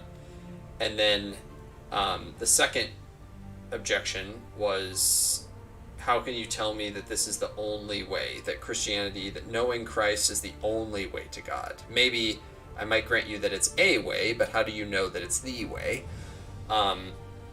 So we addressed that. I think that was... So we didn't do a discussion last night. Last night was Monday night, so we would have done the Is This the Only Way topic on Thursday. So if you go to my stream from... I'll give you the date here. On August 5th, that's where we talked about the Is This the Only Way, and then we talked about what do we do about evil in the world. I believe that was on Tuesday the 3rd. And if you look at my YouTube playlists, you'll find that in the Marvel's Avengers playlist. Because we've been playing Avengers the last couple weeks. We're just taking a break this week to play Godfall, and then we're going to jump back into the Wakanda expansion when it comes out on Tuesday. But the third topic, and the one we're going to talk about tonight, is how can a loving God send people to hell? What do we do about heaven and hell? Is heaven really just a reward system for being a good person? Why does heaven exist? Do people really get punished in hell? So we're going to talk about those issues tonight. So we'll get going with one of these missions in a second, but I think that a good place to start is to go back to the basics of what Christianity is and what we believe about God, who God is, and how he's revealed himself to mankind throughout history, and how he's revealed himself through his word. And when I use that term, his word, I'm referring to the Bible. So, as we've talked about in previous streams, and if you're just joining in now and you haven't heard previous streams, that's okay. I'll try to give kind of a crash course on it right now so that you can catch up to where we are. So don't worry about it. Don't leave if you feel like you're going to get overwhelmed. It's fine. We'll go over that real quick now. So fundamentally, as Christians, we believe that Jesus is the Son of God, that he came here as a man, came here to earth as a man, he lived a perfect life, and he died for our sins, so that we could be forgiven and reconciled with God. We believe that we are broken and sinful human beings, that we are separated from God, or that is our default state, is to have a sin nature where we are separated from God, and where we cannot have that eternal communion with God in all of his glory and fullness and goodness in our current state. It would not be just. Our sin is unpaid for were it not for Christ's death on the cross. And his resurrection from death is not only proof that he was Son of God, but also it was victory over death, signifying our victory over his victory for us in and over our sin. So we talked about this concept of grace a couple weeks ago, and grace is so important when we talk about the concepts of heaven and hell, because there's just a lot of misconceptions about heaven and hell, and I want to make sure that we get that straight. So grace is the starting point. God did not have to send his Son to die, to suffer and die for us, to atone for our sins, to forgive us of our sins, and through believing in him, then have eternal life with God the Father. He did not have to do that for us. We sinned. We created the chasm that separates us and him. So he did not have to do anything. In fact, by all accounts, he could have just left us in our sin and left us separated from him forever, because that's what we deserve. Because we were disobedient and violated his commands and have fallen short of his glory. So he did not have to do anything. So that's why his choice to send Christ for us, that's why it's called grace. Because grace is something that is given voluntarily for something that is undeserved. It's an undeserved gift.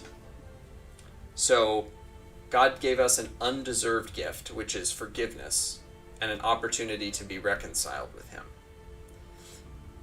Now, so that's basically one aspect of his amazing love, is that he did not give us what we deserved, but rather gave us an opportunity to escape what we deserved.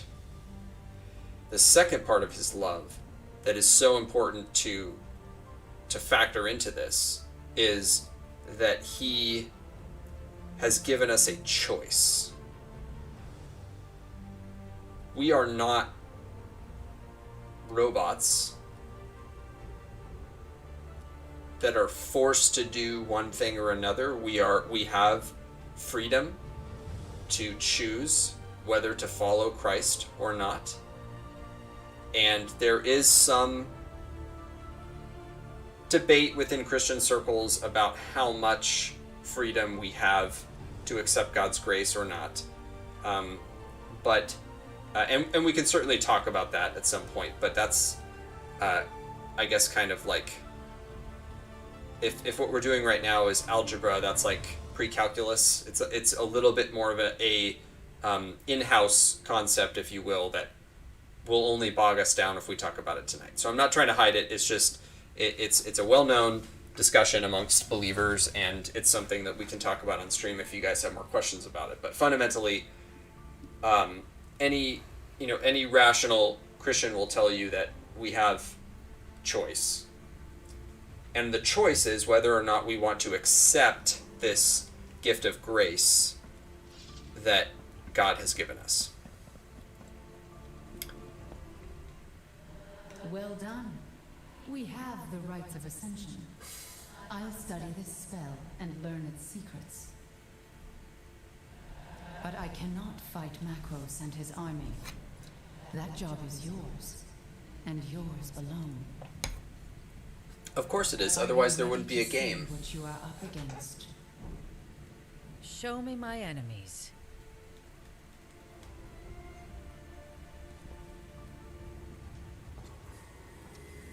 Macros. He's not a god yet. Tell me how the rites of ascension work. In order to complete the rites, Macros will need to absorb a massive amount of Ethereum. I doubt he's gathering all of that energy on his own. Exactly. Each of his lieutenants is channeling elemental energies for him. They'll be his strongest allies. Without a doubt. But remember, when you defeat them, their strength will become your own. This is Zamora the Farseer. Her Vargul warriors hold the Earth Realm for Macros. She's a powerful sorcerer. She's an animal, fighting to survive. She's sealed herself in her lair behind the Prismatic Falls. You'll have to find a way to breach her defenses. Next, you'll face Lunara. It's in the Water Realm, drawing magical energy from beneath the surface. Lunara is a guardian construct. It won't be easy. Lunara is mindless, but still dangerous. Unfortunately, its participation in the rites has only made it more powerful. So is this basically just a recognize boss this one. preview? Greaves Sunsteel. Greaves is a godsmith and a madman. He is responsible for arming most of Macros' elite warriors. He is also a master of fire magic. He only serves Macros because it benefits himself. Lastly, Gildan Commander, a true believer in Macros' right to become a god. He holds court in the air realm, forcing trials of How many combat bosses on was that? Like unwilling 6? souls. I don't know this one. Macros sees him as your replacement. Killing his lieutenants isn't enough. I have to face him. Macros absorbs the Ethereum they send him. He believes he is already unstoppable. He's wrong. I'll stop him. Oh, is Phoenix a girl? I totally missed it. So the Valor plates actually change whether you're a guy or a girl. Okay. I was like, who's that lady talking? Because the other Valor plate that I had was a guy. You are strong. Okay, so let's go to the already, next mission. but not strong enough to Godsmith. defeat Macros and all of his men. You must train. I've located a Godsmith being held captive by the Vargul. He can help us upgrade your equipment. 1 Earth Sigil. 20 Sun Steel. Okay. Okay, so the second aspect of the love is the choice. That he gave us a choice. He created us with a choice to accept his gift of grace or not. And it follows logically that we have this choice because we chose to disobey at the beginning. So we weren't forced to follow his commandments from the beginning, and we're not forced to follow them now. We sin every day, and that's proof enough that we don't follow his commandments. We're in that state of sin.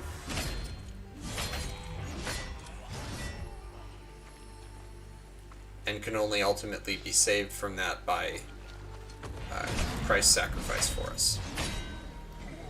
So, those two aspects of his love, the grace and our choice, our gift of choice, are critical to understanding the doctrines of heaven and hell.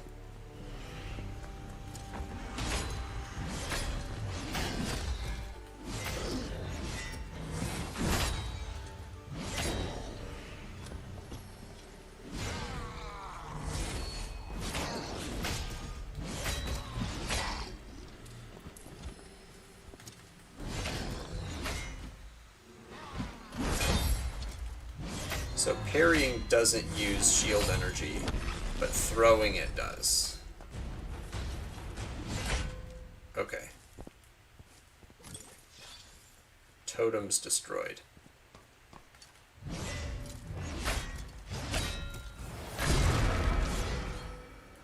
Those totems are full of magic.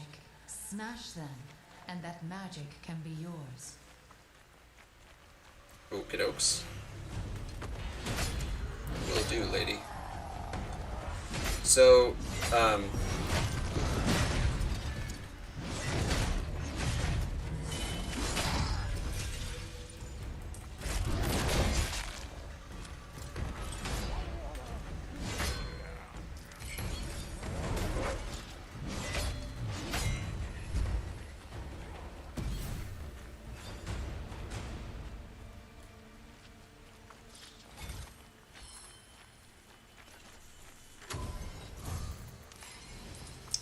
So, put in simple terms, heaven is, outside of Christian circles, even within Christian circles, sometimes people think of heaven as a physical location. And I prefer to think about it, and my understanding of the Bible is that heaven is the realm where God dwells, and God is spirit. He is not with the exception of Christ, he does not embody physical form. So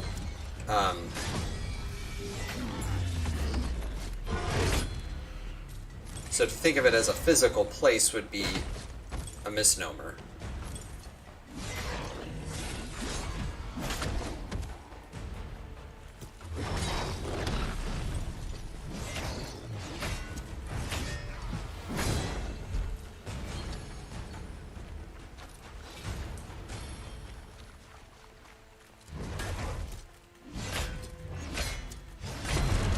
I assume this is part of my training. You are always training, Auron.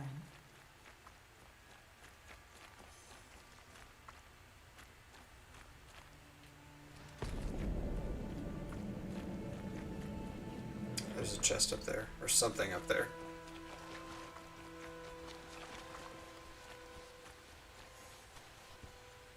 Oh. Are these levels procedurally generated? Feels like a lot of these assets are kind of repeated.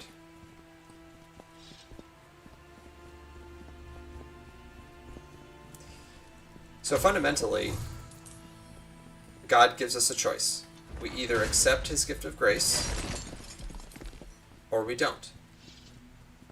And if we accept his gift of grace, then we are justified, meaning our sin is bought and paid for. Just like in a courtroom, we are pronounced guilty, but the punishment is not put on us, it's put on Christ, who willingly took it for us. So we can, following that analogy, we don't have to go to jail. We are free. And our freedom is in Christ to be with God, in communion with God forever. And that is heaven. Beyond that, we don't really know much about what heaven is or will be. We could go into that a little bit more, but I'd rather just kind of try to stick to the basics for now. And as I've said before, two things I really care about on this channel are, number one, critical thinking, and number two, the freedom to ask questions. And I guess I'll say a third thing would be speaking kindly and lovingly to each other and having civil discussion about things. This is not a place for people to be mocked or berated. This is a place for us to have civil, logical, and meaningful discussion about things.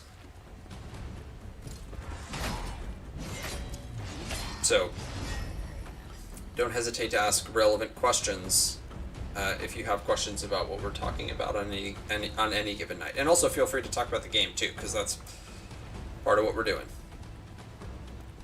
So that wall is blocked off. Defeat the Vargal defenders. Oh.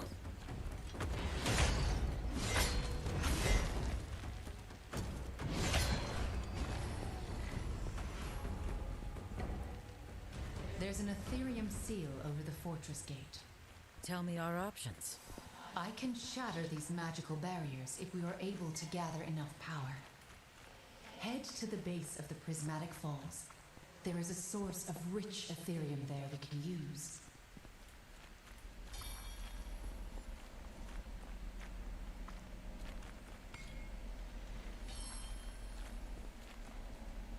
Can't go that way. There's a chest up there, or something up there.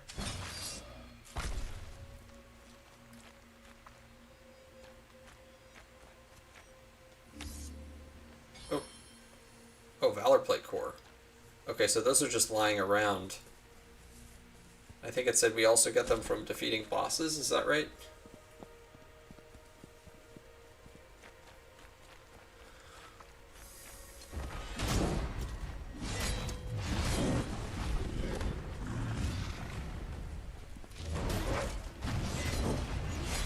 I think I have a skill point I need to use.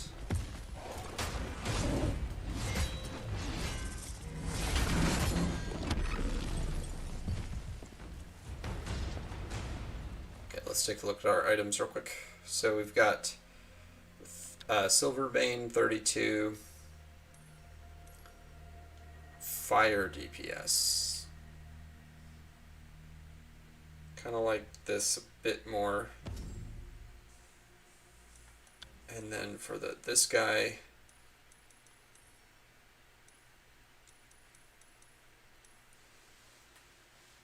not a big fan of anything else at the moment. Okay, so we've got, this is 28 might, 11% soul shatter buildup, 34 vitality. You breach an enemy. I don't know, what does breach mean? Is that when you like stun them, like they knock back or whatever?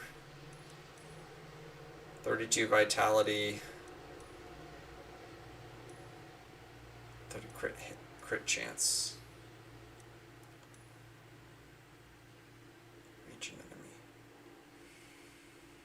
I feel like this one's, I'd rather have the damage for now.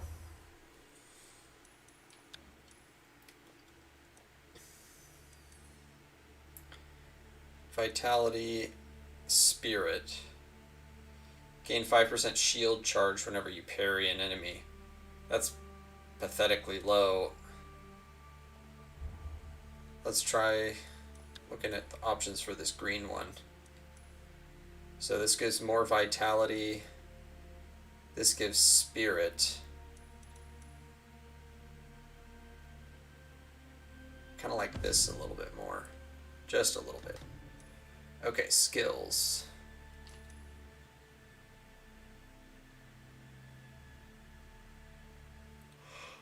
Properly time R1 after weapon attacks. Oh. You know what that kind of reminds me of? That reminds me of the Ki or Kai pulse in Neo. Nice. I like that. I think there's lots of really cool combat ideas in this game. Just wonder if the kind of the loot loop and all that and the level design is going to hold up. Because they definitely have something going here.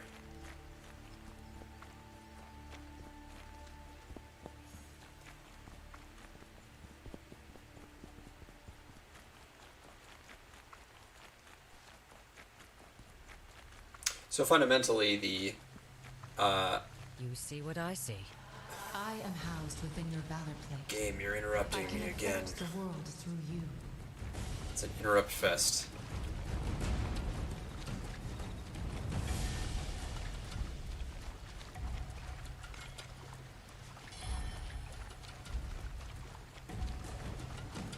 So we're given the choice to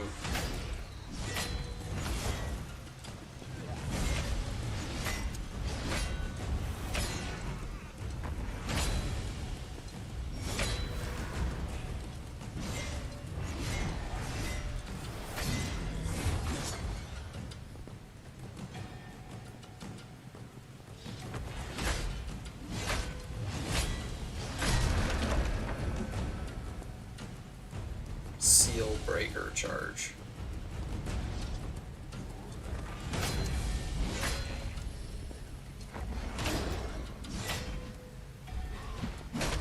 Ow.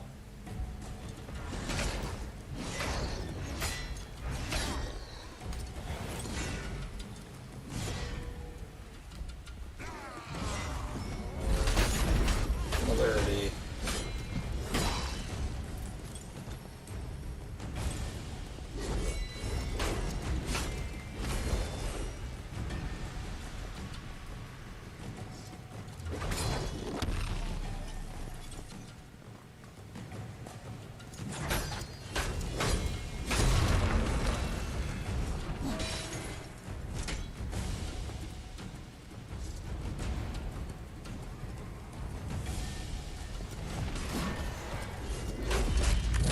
Oh, that actually knocks him over. Okay.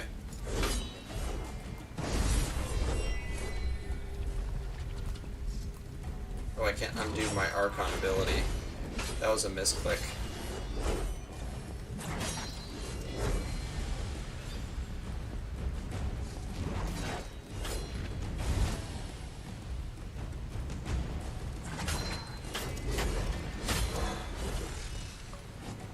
So God gives us that choice, and if we accept the choice, if we accept the gift of grace,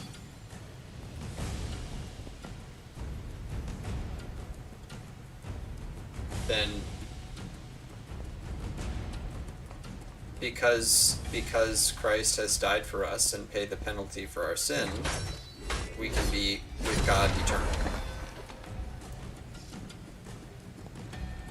Now, if we choose to reject that gift of grace, which again is our choice, God's not forcing us to reject it. That is a decision for which each of us individually has ownership. I can't force you to accept it. God can't and won't. Well, he could. God is all powerful and is certainly powerful enough to force you to make that decision. But the love is that second aspect of love that we talked about, is the love. He loves you enough to let you make a decision about what you want to do. And if you would rather not accept the gift of grace, He'll be glad to see us. decide that living life your way is the way you want to live, then he gives you that choice. And hell,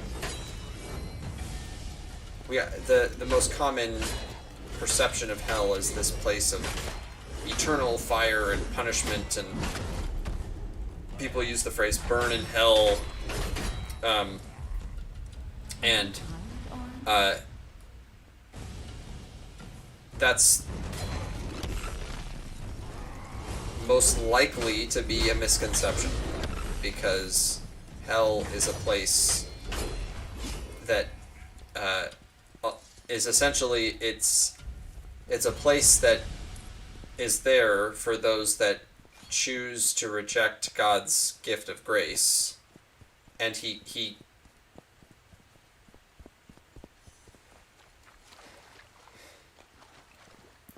loves you enough to give you the choice to not be with him. If you do not want to be with him, then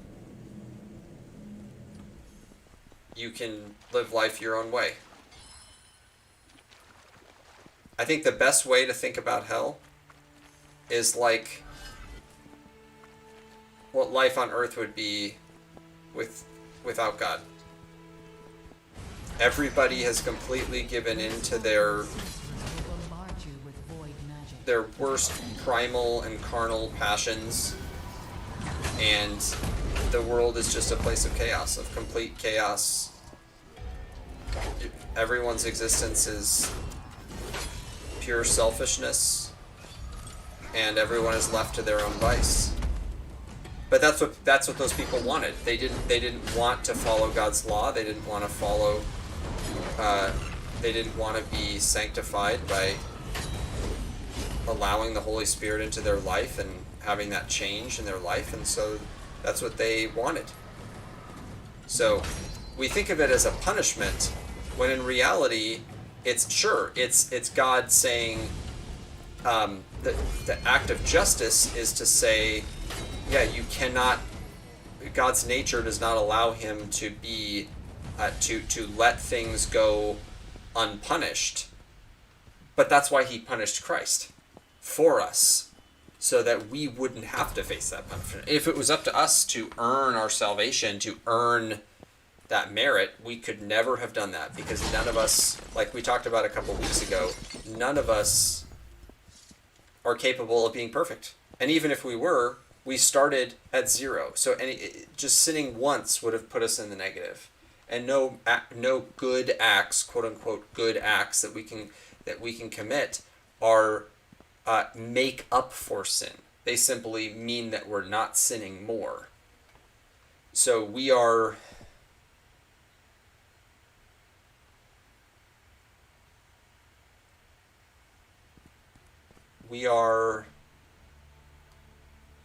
sorry, I got distracted for a second because I'm looking at this guy. I'm wondering, is this guy going to be a boss, or let's find out. Looks like it. Was Vargul champion. Okay.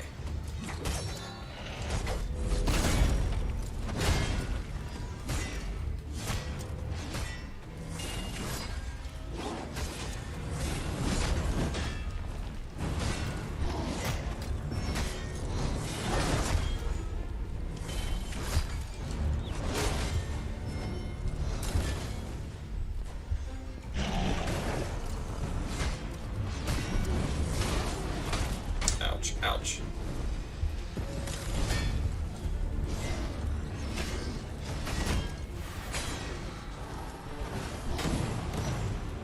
Pick up these health orbs.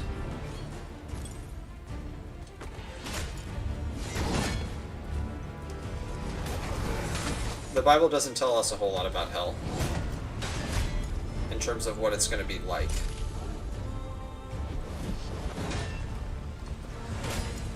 But we know that it's a place designated for people that don't want to be with God. And he gives them, I mean, the best way to think about it is human respect. Just the respect of choice. He's saying, you don't want to be with me? That's up to you. I gave you the gift of grace, I gave you the way out, and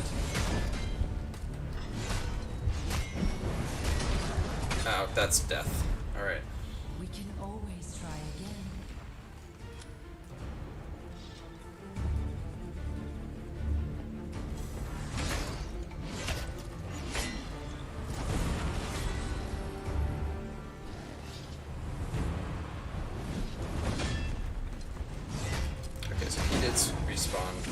his health fully regenerated.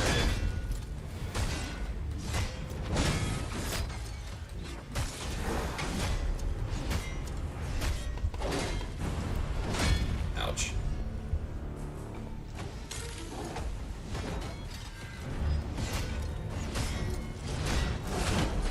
Ouch. And I'm not good at parrying at all.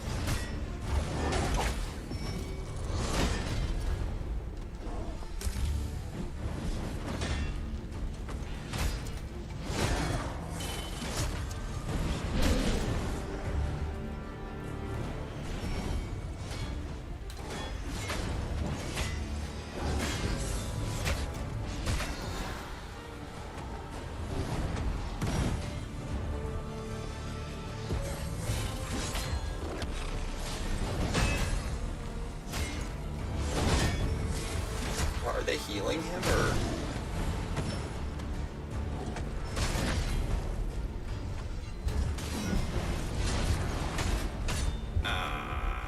Okay. I gotta start using my techniques, and I also gotta get better at parrying. Oh, for some reason he didn't.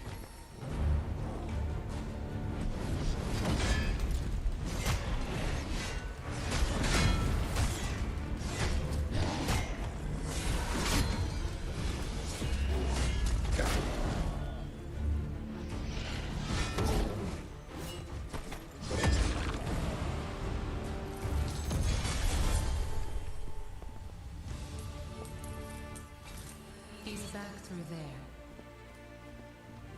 So do you have to level up each Valor plate, or do you only have to get to level 50 with one, basically with one Valor plate, and then it unlocks every Valor plate at 50?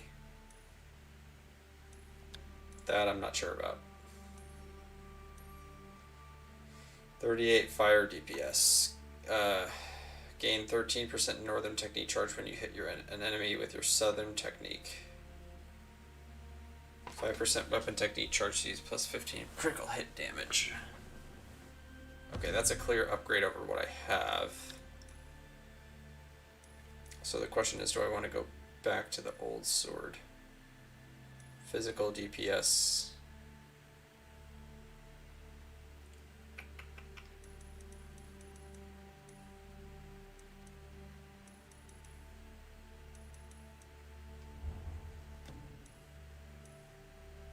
Oh, so you can salvage it in the armory. Okay.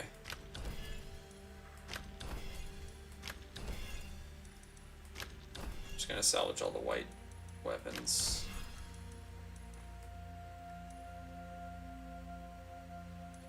And all the green ones too. I mean, is there any reason not to salvage stuff?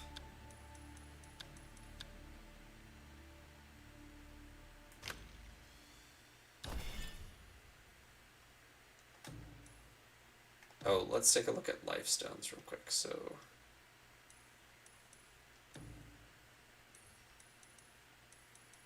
okay.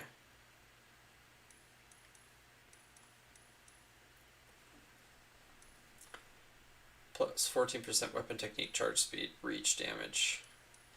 Like this.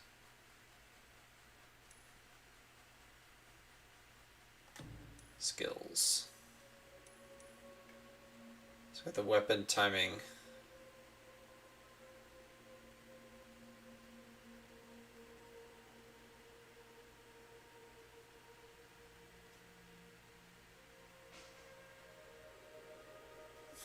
Okay. Plus 20 might.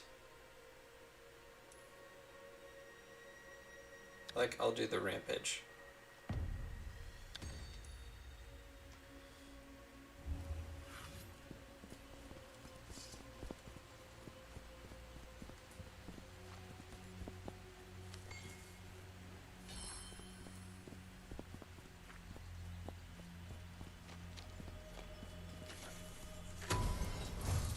So some people have thought of the idea of God sending people to hell as vengeful or petty. They think, oh, well, it's almost like someone saying, you don't want to do that? Fine, then this is what you get. But I think that's just an ignorant misconception of what our choice actually entails. Thank the Archons. I thought I'd be stuck here. Wait. Warren? You're alive!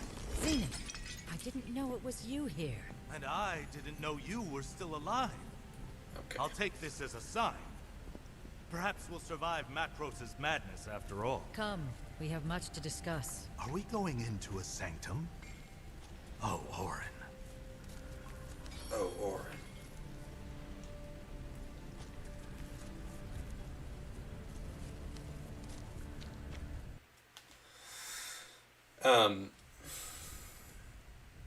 And the reason that's a misconception is because we don't,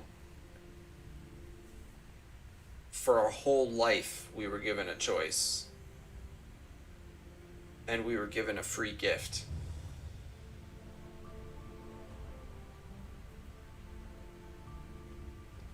So is it really spiteful after that to say, you get to be where you want to be? I think if any of us were being consistent, I don't think any of us would say that. If we were interacting with another human being, we would not say that.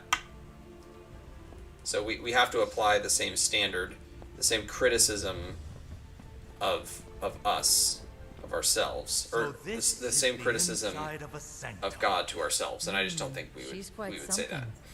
Though I did not expect her to be so independent. She's a living being, Orin. Not merely some weapon to be wielded. Well, in that case, I'll have to look to you for the weapons. Ha! You never change. I'll provide you with basic arms. The rest we can forge. Here, this will help. A sacred flame. Go on. Light the forge with it.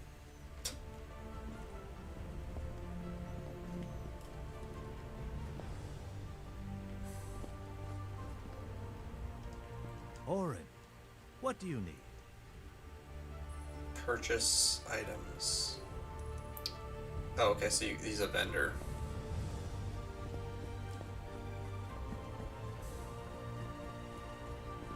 Oh, is this the forge? You'll be able to upgrade your equipment once we gather the right materials. Forge. You've rekindled the forge. Upgrade your equipment with resources to improve your stats. Equipment can be upgraded up to 5 times. Enchant your equipment to improve its rarity. Augments and common items cannot be enchanted. Interesting. So like you take this, for example.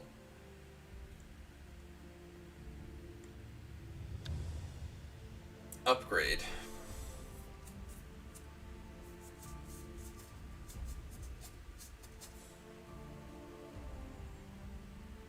It just, okay, it upgrades the main stat from 38 fire DPS to 40 fire DPS, but the primary and secondary perks stay the same.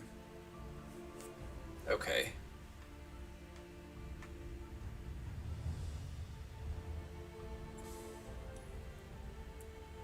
So if you wanted to enchant this, it would go from blue to purple. And it would, looks like it keeps the same perks, but then adds an additional one because purple has one more secondary perk than blue. I also don't have Dragon Steel, so I can't do that anyway.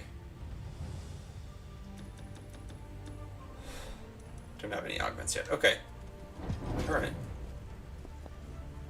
I mean, that seems like an okay system. I don't know how it'll hold up long term, It's good but... you found Xenon. He'll be useful. He's also a friend of yours. We're at war. You and I only have time for those we find useful. Perhaps. Usefulness comes after care, Orin. What I care about is defeating Macros. If Xenon can help us do that, so much the better. From an Earth sigil we acquired at the Vargal Fortress, I've been able to locate Zamora the Farseeing. Okay, so now there's a couple options here. Explore the realm. Use Earth sigils to face Zamora. 3 Earth sigils, 1 skill point, but 1 rare banner. Oh, you can just get skill points, even if you're not leveling up. What is a hunt mission?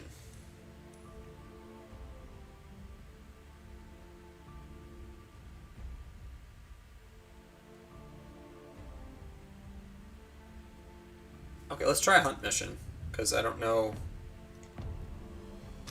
exactly what those are. Is it basically like a boss fight? Or sort of like the,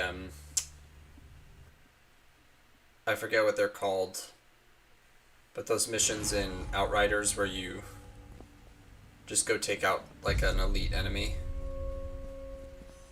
Defeat Alpha Rancor, bonus enemies, breach, time bonus, defeat Alpha Rancor in less than 10 minutes.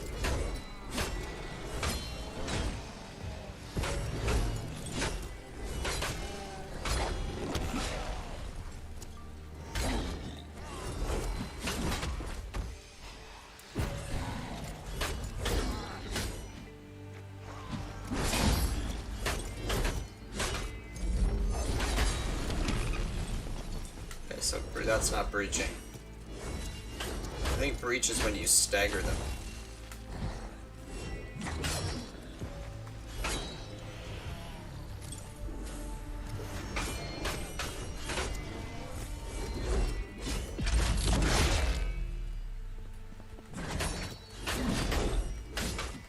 feel like I need to look up what breach is.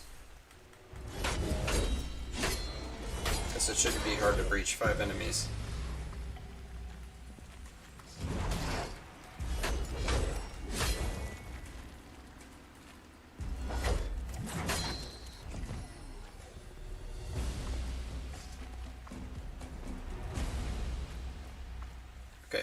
I'm gonna take a look at what breach means real quick. Unless someone in chat knows.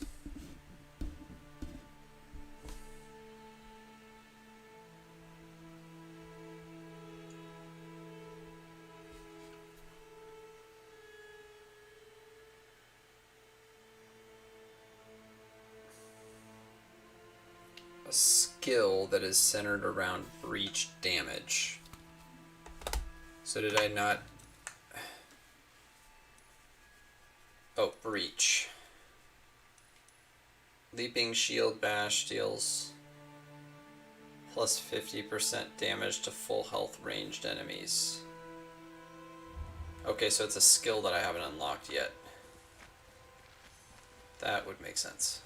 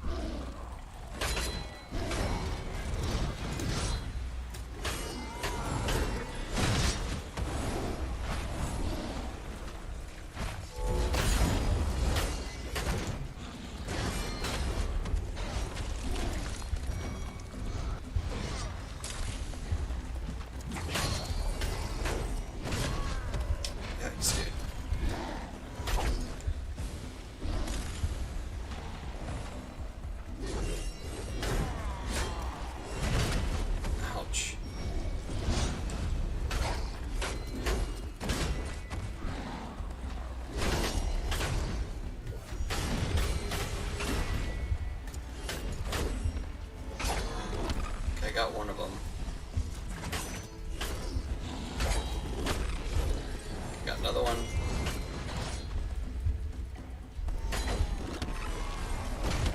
Ouch. Gotta get this one guy here.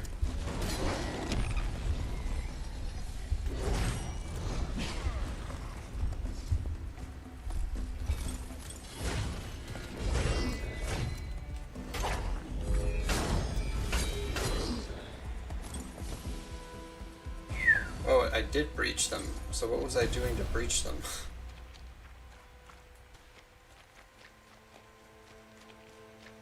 I don't know.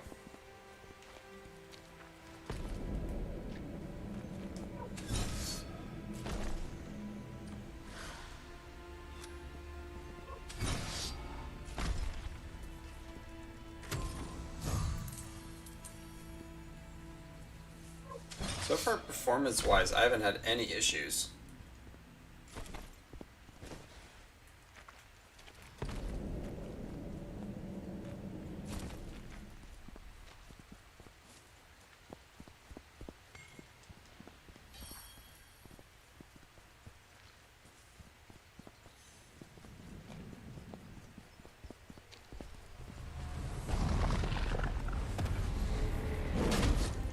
Ouch.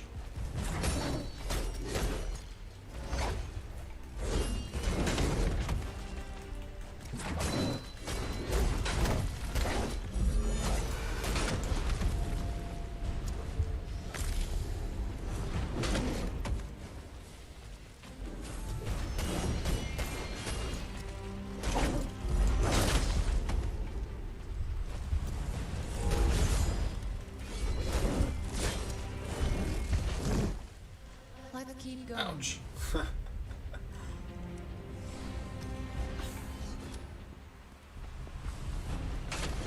Ouch.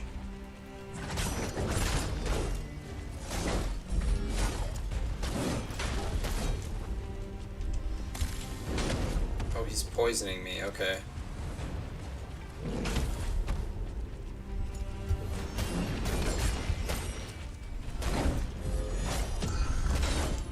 Ouch, dang, man. Oh, Orin. This guy's rough. Or I'm just bad.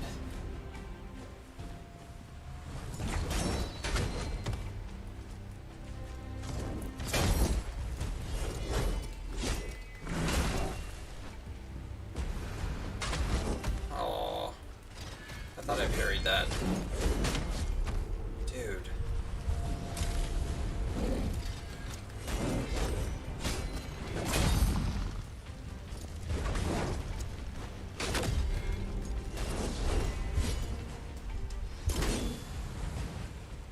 Are you tired, Orin? Are you tired? Tired of you talking, maybe?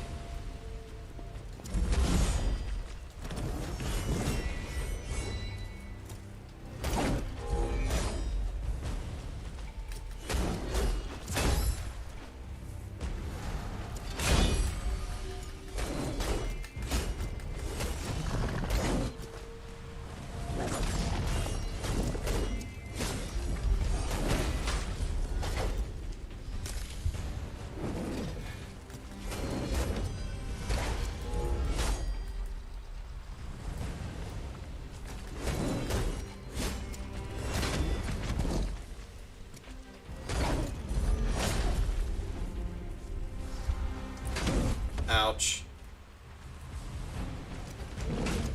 Ouch.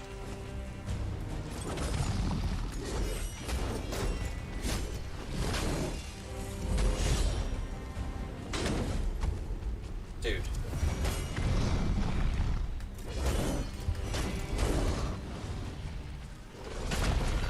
What?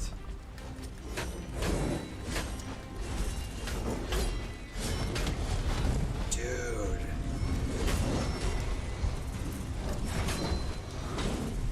Dang, man. Remember, Orin, I can only go where you go. Really? See, I don't know what that is. Like that burst attack or whatever? Dude.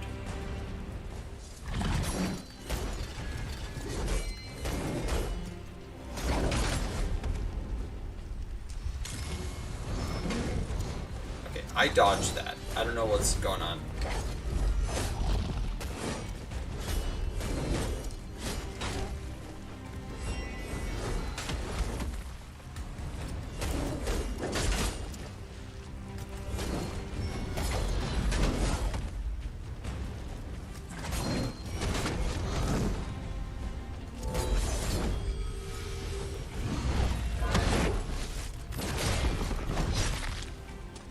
See, it feels kind of cheap that I can, like, when I die, he doesn't get all of his health back because I'm not really defeating him. I feel like I'm taking a shortcut.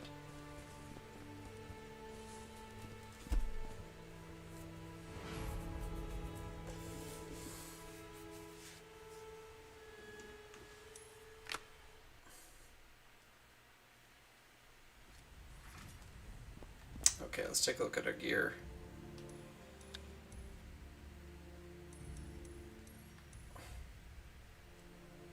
More DPS. Soul Shatter buildup. I like that. To replace the blue one, I think.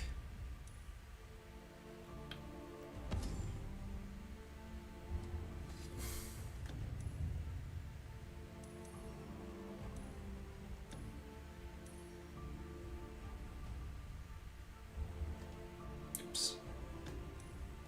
Equipment. Okay, so this one gives me more health recovery, 40% earth damage, 7% warhammer damage. Not using a warhammer, but the other stats are better.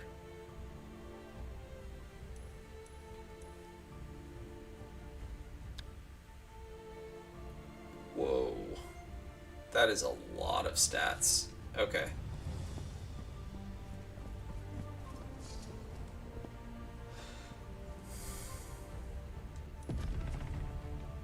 Oh, so you can just farm those missions. Okay. I like that. Story mission. I think it's too late to start anything. At this point, it's already 11:51, so I think we're gonna call it a night. This has been really fun so far. I like it. It's challenging. There's lots of different moves, and you really got to stay on your toes with these enemies. The parrying and the dodging and all that. So, still bad at it, but... Oh, they do have a recommended level. Okay.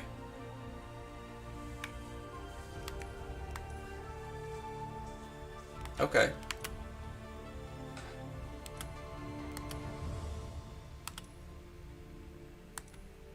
Definitely down to keep going with this. So yeah, I think the plan is going to be normally I would be streaming on Thursday, but I'm going to be going out of town this weekend, and I'm probably going to need to help my wife pack and get ready for our trip. We're leaving on Friday, so I'll probably need to use that stream time to help get ready for the trip. So instead of streaming Thursday, this week I'm going to stream on Wednesday. So tomorrow night I should be on similar time to tonight, probably around 9:30 or so. I'm hoping I can get started as early as 9, because I'd love to do 3 hours. I'd love to go 9 to midnight or 9 to 11:45, 11:50. So I'm trying to expand the schedule out so I can get more like 9 hours in the week rather than just 6. Because I want to spend more time with you guys. I want to have fun chilling, playing games, and just having some great discussion about Christianity, answering questions, discussing things, debating things. So yeah, tomorrow night I'm going to try to, I'm hoping the latest I'll start is 9:30. So be on the lookout. I'll put something on Twitter, and if you subscribe on either YouTube or YouTube or Twitch, you'll get alerts for the start of my stream. So if you did like what you saw tonight, please like, share, and subscribe on YouTube, subscribe on Twitch, follow me on Twitch. All those things help the channel, help to keep things going. I made it clear from the beginning, I'm not doing this for the money. This is not my ambitions are not to make money. This is not how I provide for my family. I'm a full-time engineer. I work as a mechanical engineer building satellites. So I have a job that I love, and that's what I do during the day. And this is just something fun that I do during the night. So spread the word. I want to have as many people in here as possible having discussions and having a nice, fun time together. So that being said, this week's schedule is a little bit different. Next week we should be going back to the normal Monday, Tuesday, Thursday. We'll see about adding in Wednesdays. I'm not really sure I kind of just assumed that with my Bible study on Wednesday nights that I wouldn't be up for streaming afterwards, and it just kind of depends because the schedule for those meetings is up in the air for the summer. It's a little bit sporadic, so I can't commit to having regular streams on Wednesdays, but it is something I'd like to add in over time if possible, if bandwidth allows.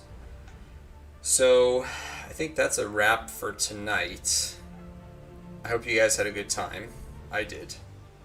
This game definitely has a lot of promise. I'm a big looter fan, and I like hack and slash. I like melee combat centered games, like, as you know, I like Avengers. I love Dark Souls, the Soulsborne games. So this is kind of my jam. So we'll see how kind of the longevity of the loot grind and the level design and all that, that's, you know, what gives these games legs. So, but so far, the combat's awesome. Definitely the gameplay loop is good enough to keep me going. So we'll keep playing this through the rest of this week, and probably Monday of next week. And then Tuesday, Wakanda comes out for Avengers, so we'll definitely be dipping into that, playing back Black Panther, playing through the story missions, seeing what new content that DLC has to offer. So, look for me tomorrow night around 9:30. Hope you guys have a great day, and I'll see you then. Take care.